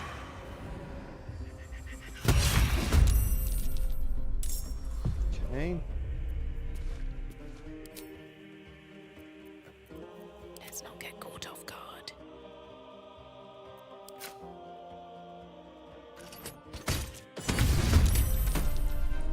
Okay. And now Shadowheart is still out of combat.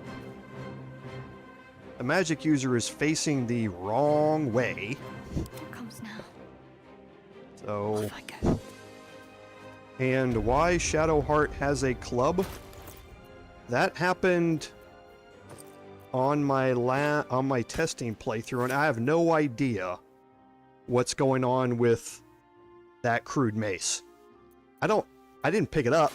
I have no idea where it came from, but it automatically went into my inventory and equipped itself.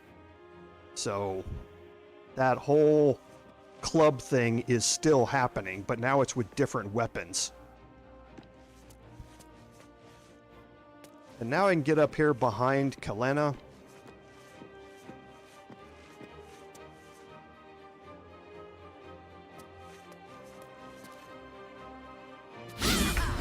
And an 84% chance. I mean, again, these are way too harder rolls. There's no way I would ever make any of these rolls, so. Swift and lethal. So stupid. On the move. Time to push my luck again.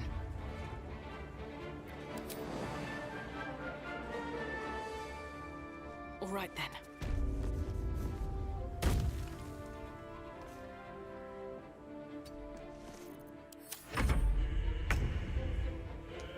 Okay, so her surprise is now gone.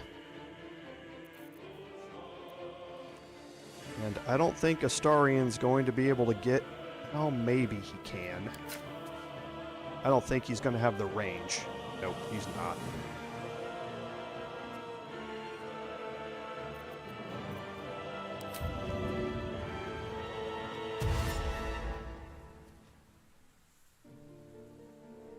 Oh, great, and you're blocking that, so he's going to have to pass a dexterity check for the twisting vines, and watch him fail that.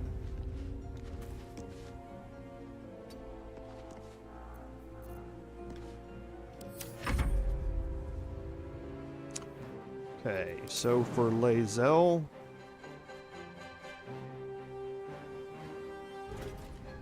Can she make it? No time to waste. Nope.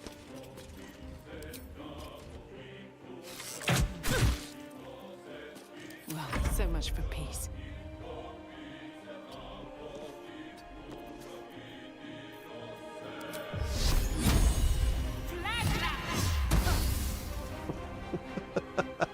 Okay, I want this stream to end. I want this stream to end, chat. I don't know how much more of this Can't give up. this stream can take. Oh, oh, oh. Oh, oh, oh, oh. I don't know how much more it can take, chat. I have no idea. This is so bad. Oh, jeez. This is so bad. Oh.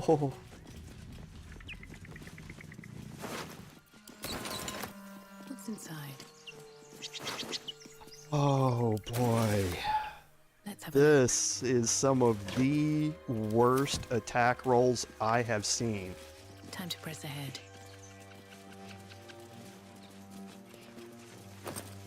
It's good that these are happening now in fights that I know I can win. If I was fighting Hasid downstairs right now, it'd be a party wipe. It'd be over.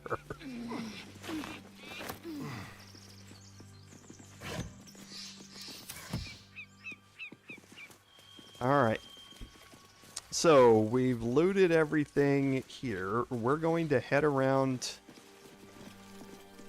the back here, and we are definitely going to break our group and cast guidance on myself.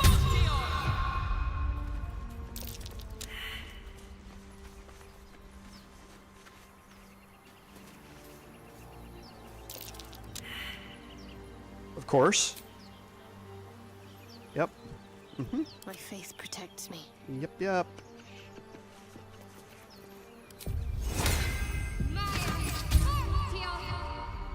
Got to keep moving. Yeah. Can't give up now. Don't care.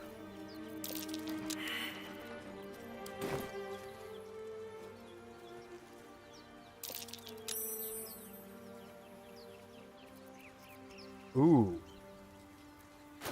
Wait a minute.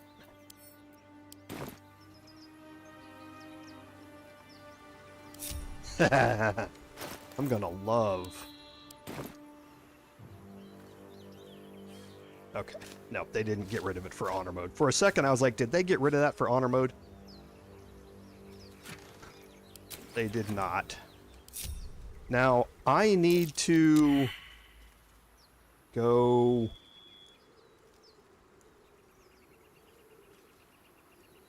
Wait a minute. Why did she get... Oh. That's because everyone is still checking for that thing, even though I've already dug it up. Yeah. What's that? Okay. I need to go back down to the overgrown ruins. How much further can I go?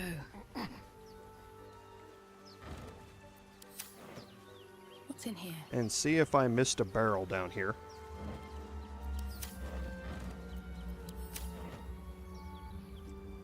Okay.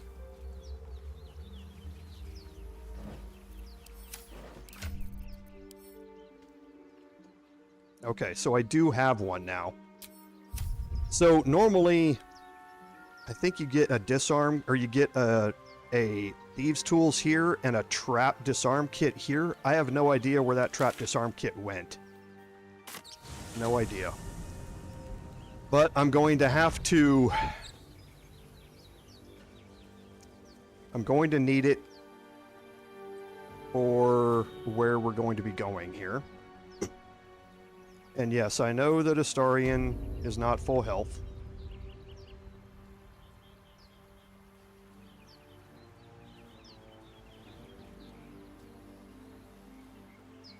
Wish I had a bag of holding.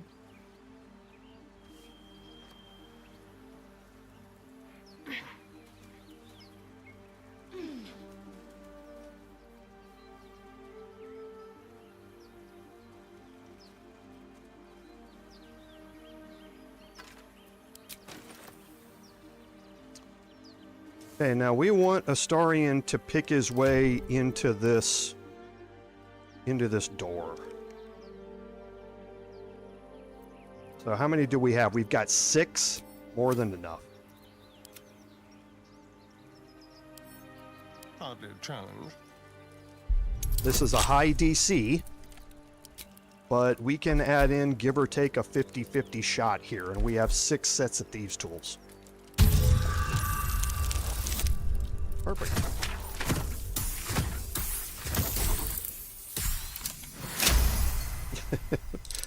Like I say, chat, I told you guys what was going to happen when we started this. I'm super happy that y'all are getting your entertainment out of watching me pull my hair out. Because it's just going to get worse. It's just absolutely going to get worse. Find a way forward. And the reason we're doing this is because the main goal of today's live stream is to rush Withers. Armed scribes. We are going to loot all of this stuff first. I wonder what was so subversive about down their here words that they commanded protection. We're going to prep a little bit.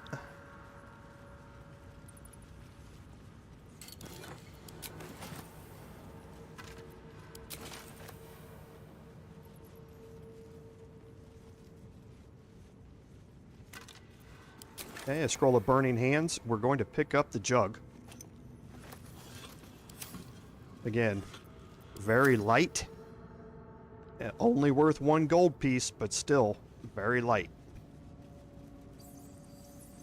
And you will very quickly see, like I say, once we get to that point, you're going to see how much all of this trash adds up. Open up.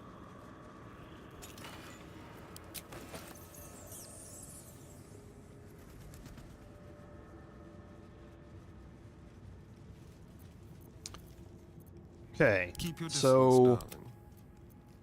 we still have Shadowheart Let's move. with her spells, All is ashy and both of us still have our turn undead ability.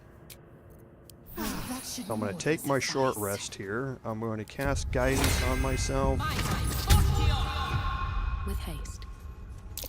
That's Jurgle, scribe of the dead. I didn't think anyone still worshipped him.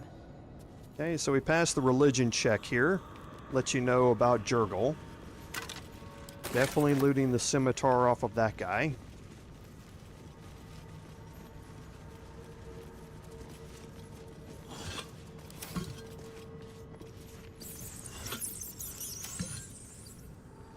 They're gonna call me Baldy by the end of this.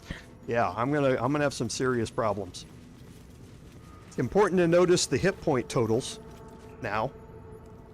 Okay, we've taken a step up from our previous sets of hit point totals, right?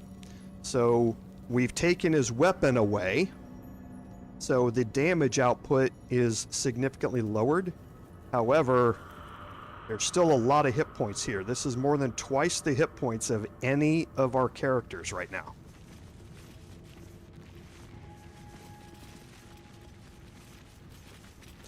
Now, you don't have to pass the perception check here, but you're more than likely to. It's a really low DC. I think it's only a 5 DC.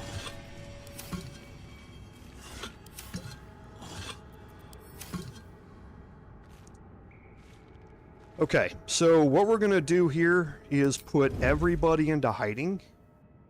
We're going to break our group. We're going to move Astarion out here a little bit. Move him out of hiding. Everybody else is going to move into this corner. Still in shadow. Time for bitter business. And that's exactly what we're going to be counting on. This is the other reason why having 2 clerics here is helpful. Not just in the prologue for buffing and debuffing, but also this fight before you get to Withers. So now I'm going to go in with Astarion.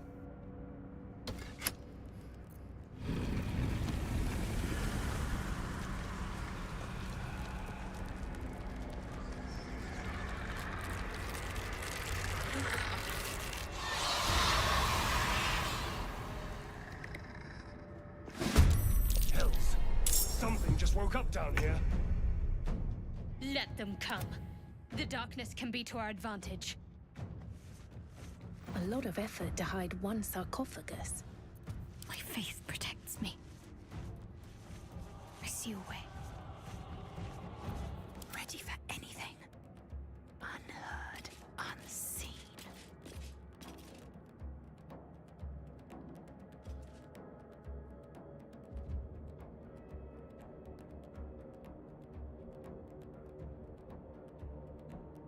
I've missed this.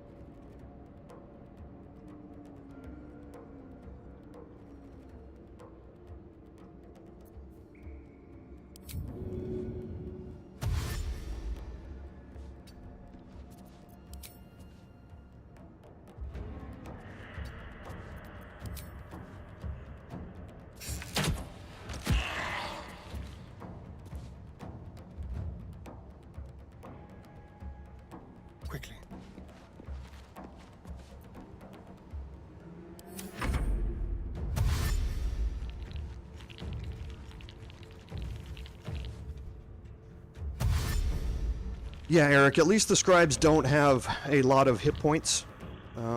But yeah, we need to stay out of line of sight here on this as much as we possibly can.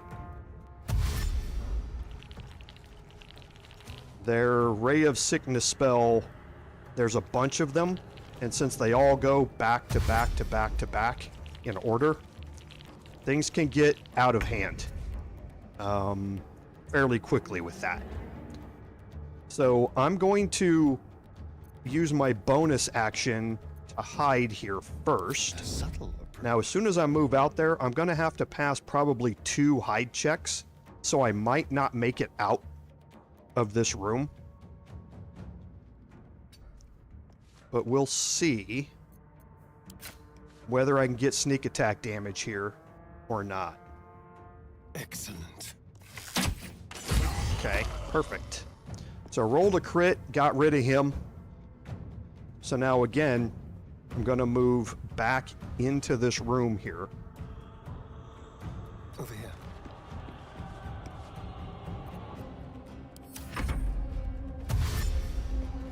And now everybody's going to get brought into combat on this turn. And we'll see where our initiative rolls play out. Because this next turn right here, he's going to move into the room. Okay. So actually, we still have Shadowheart not in combat. And he will throw rocks at you. I don't know where he's getting all of the rocks, but he's got a whole pocket full of rocks, and he loves throwing them. So for me here, I'm going to move up here and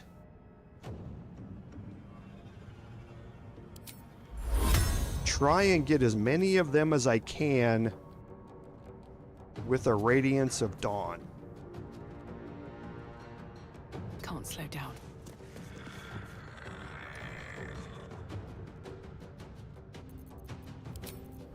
Okay, so I can't get the third one yet. But let's see if I can move here and stay within line of sight of him and get the third one. Perfect. Outstanding. And that's exactly what the plan was, Lord Henry, is to be able to get as many of them up near the door as I could and use my Radiance of Dawn ability to be able to take out as many of them as I could while still causing some good damage against the warrior. Now, I can move away from the warrior here without triggering an attack of opportunity. Let's have some courage. Now, Astarion can move.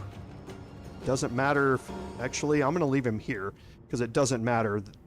The Entombed Warrior's not threatened yet. Awaits.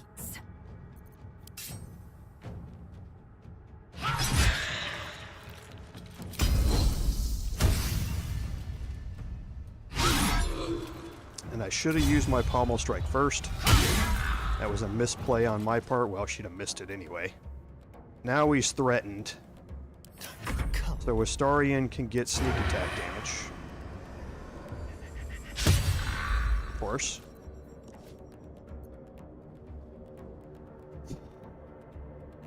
So with 12 hit points left, I don't want to get him in line there. Can't afford any mistakes. So we're going to bring Shadowheart into this.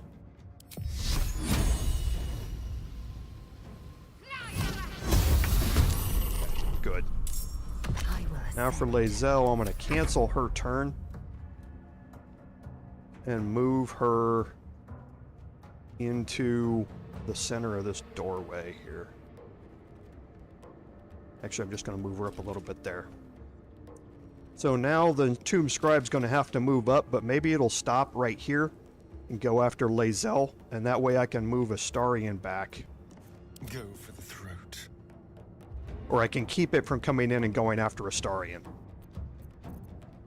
I will ascend. Oh, it dashed. That's even better. I'll take that. Pathetic. Sorry bones guarding dusty old trinkets. Okay, so that went really, really well.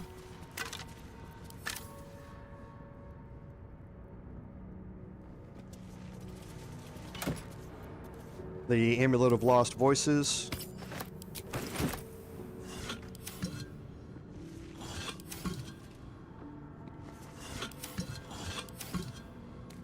And again, not going to be explaining these things all in depth. We've seen them all before. What was still out here? Oh, that's the button.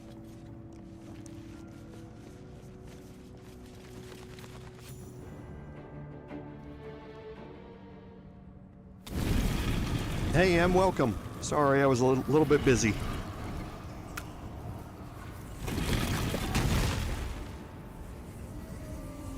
Thanks, Smurf, I appreciate it. This one's going to be a little faster paced.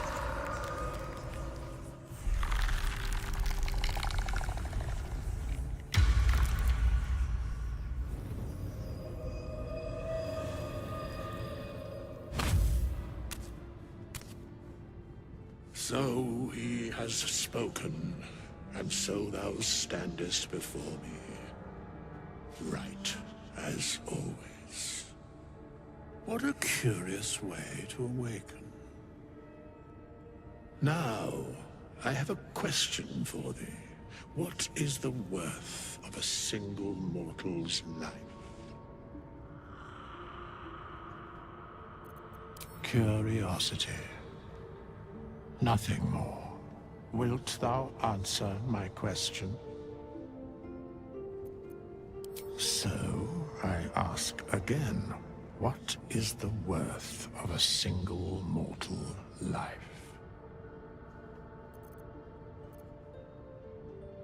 In death, that is so. Very well.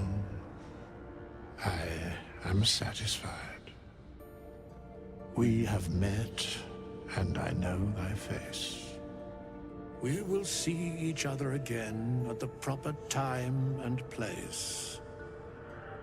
Farewell. Okay, we got another inspiration. You can talk to Withers a little bit more and get some more lore, but we don't need to.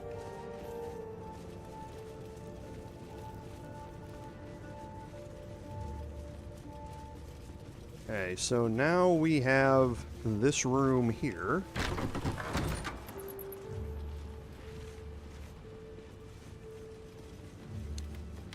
I can't remember the big jugs. They're perfectly fine. They look big, but they're light. Okay, the soul coin. I'm gonna send to camp.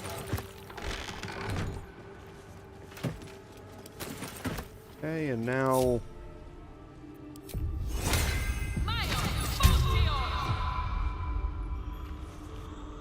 Looks like someone wanted Okay, to so the bury perception their check secrets. for the Book of the Dead Gods. Now, the Book of the Dead Gods here has two checks. The first is either an Arcana check or a Strength check. And both of them are going to be DC 15. So they're both pretty high. The next check, you have some class-based items, or checks, and one of them is Cleric. So you get a Wisdom-based check that's going to be a DC 10. But first we have to pass a DC 15 Arcana check, or a DC 15 Strength check, to then get the second check after that. There is no fighter check or anything like that in the second set of rolls. So we don't have anybody who's really good at both of those things. Shadowheart is probably our best bet. She has a +1 strength for that. Lae'zel would obviously be the best, but I can't remember if you can put the book away after you start reading it or not. So since that's the highest check, we're going to start it with Lae'zel. Just so. This book is far lighter than it should be with such a massive log. So actually, we're going to leave here. Because there's something else I can do for her. Because religion's intelligence. We're going to use her astral knowledge ability to boost intelligence.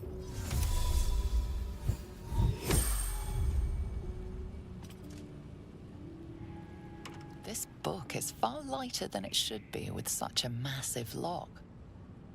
Yeah, if Gale was here, you'd have a specific check with him.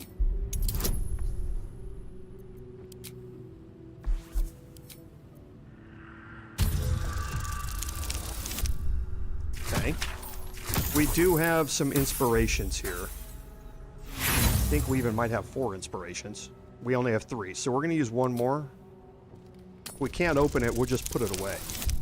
Yeah, we'll just put it away.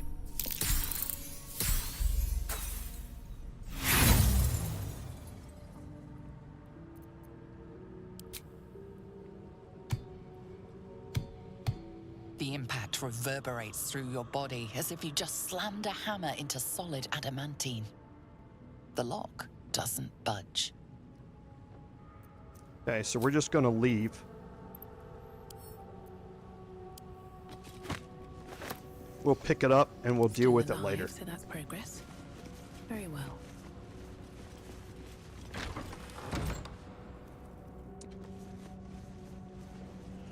Okay, so here, the last thing that we are going to do here is this room. What now? And again, I don't really care about anything else in this room except a perception check. Oh, for a skeleton key. That's the only thing we need to care about. Wow, I heard that failure.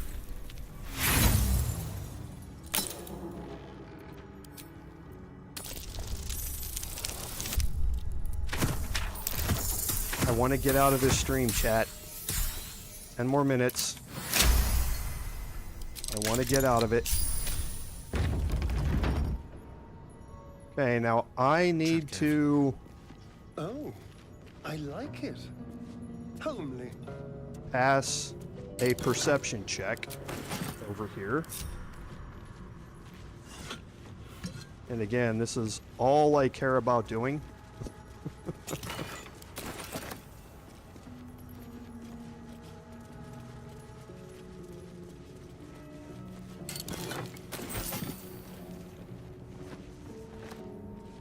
And I don't care who I do it with as long as I get it done. Oh dear. Someone's left. And I failed that one. Intestines throb. Blood rushes. At the ready.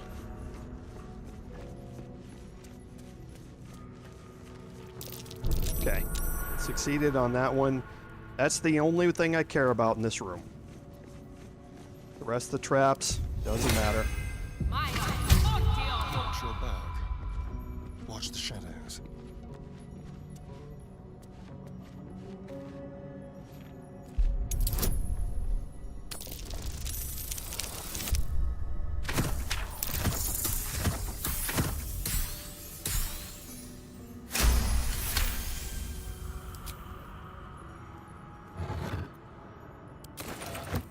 Once you disarm the sarcophagus, you don't have to worry about the button or disabling anything else in here.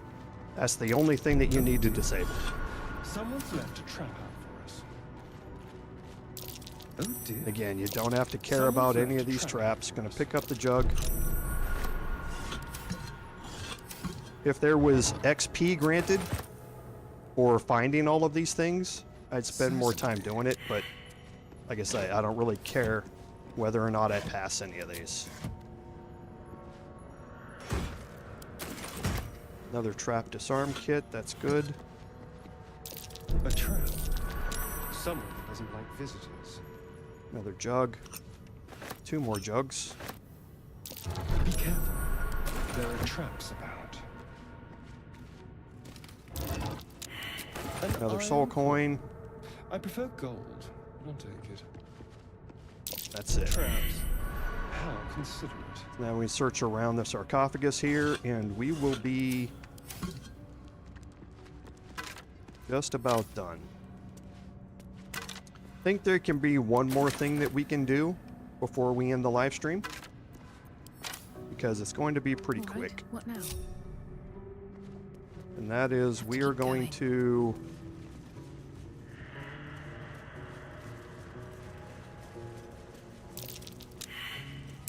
I've selected a trap. Move with. head outside,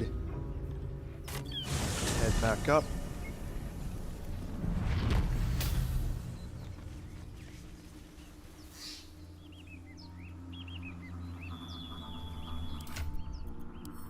And I do want to look at one more thing. Okay. I really should be respecking right now, but I'm gonna do this one last thing. I'm gonna use my last short rest here. Welcome, This. rest. And I'm gonna trigger this door with Astarion. What have we here? Everything all right out there? Okay, we have a deception check here we can make.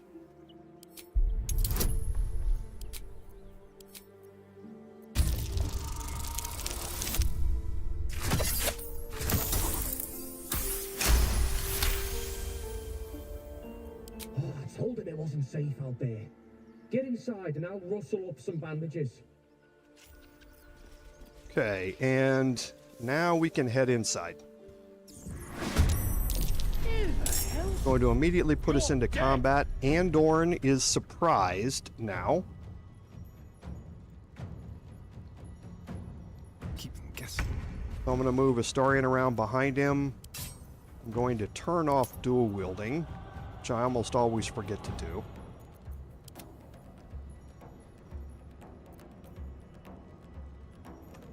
No, I want...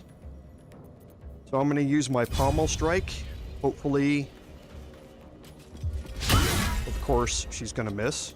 Why would she hit?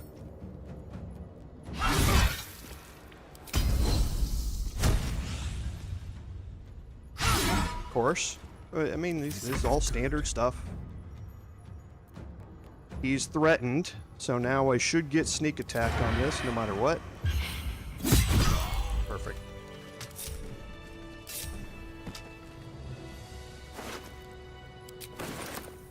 Okay, now this room, you are going to pick up almost I feel a presence everything. here. A power. The patron god of this place? The cutting boards you don't need, the lids and the milk Whoever cans that you even don't is. need. No intact symbols here, no dedications, nothing.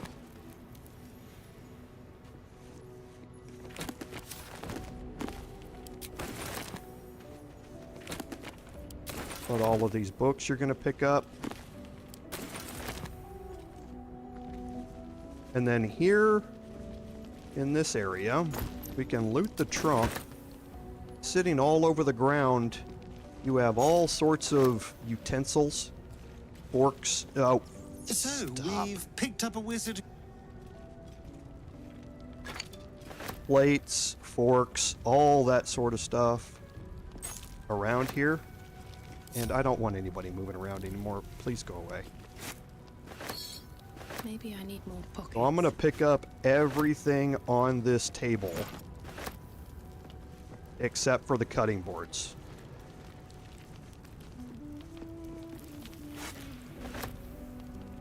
So spoons, plates, forks, knives. I don't think you need the bowls. Yeah, the bowls are a little heavy, but I think I've got enough carry weight here.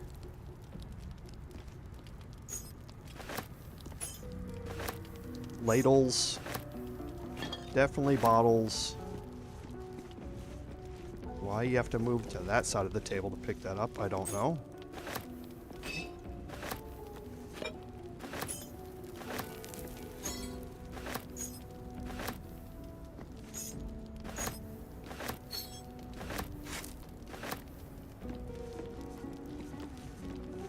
Okay, and there's some stuff still sitting on the floor here as well. Oh, come on. None of this shows up on left alt, so it makes it harder to loot it all.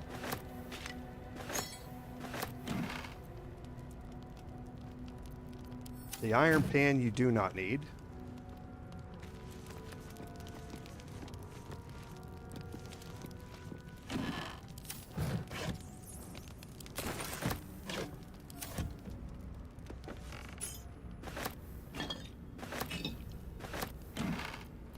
Don't forget the painting on the wall, the portrait of Fane.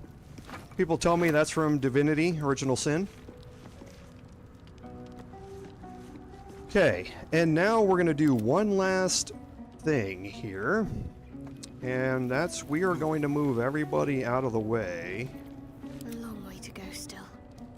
We're going to take Lae'zel. We're going to have her bring this trunk out here. And if you don't know, you can rotate objects while you're holding them.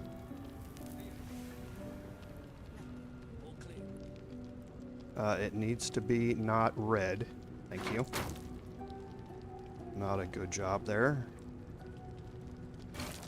Okay, she's going to move this box out.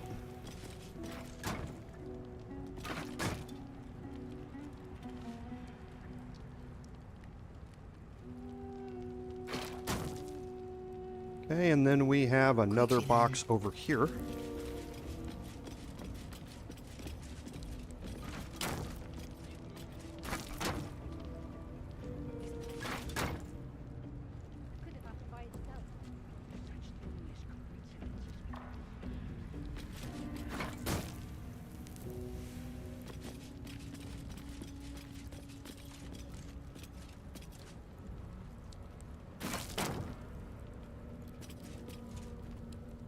And she is going to tuck this as far up into this doorway as she can get it.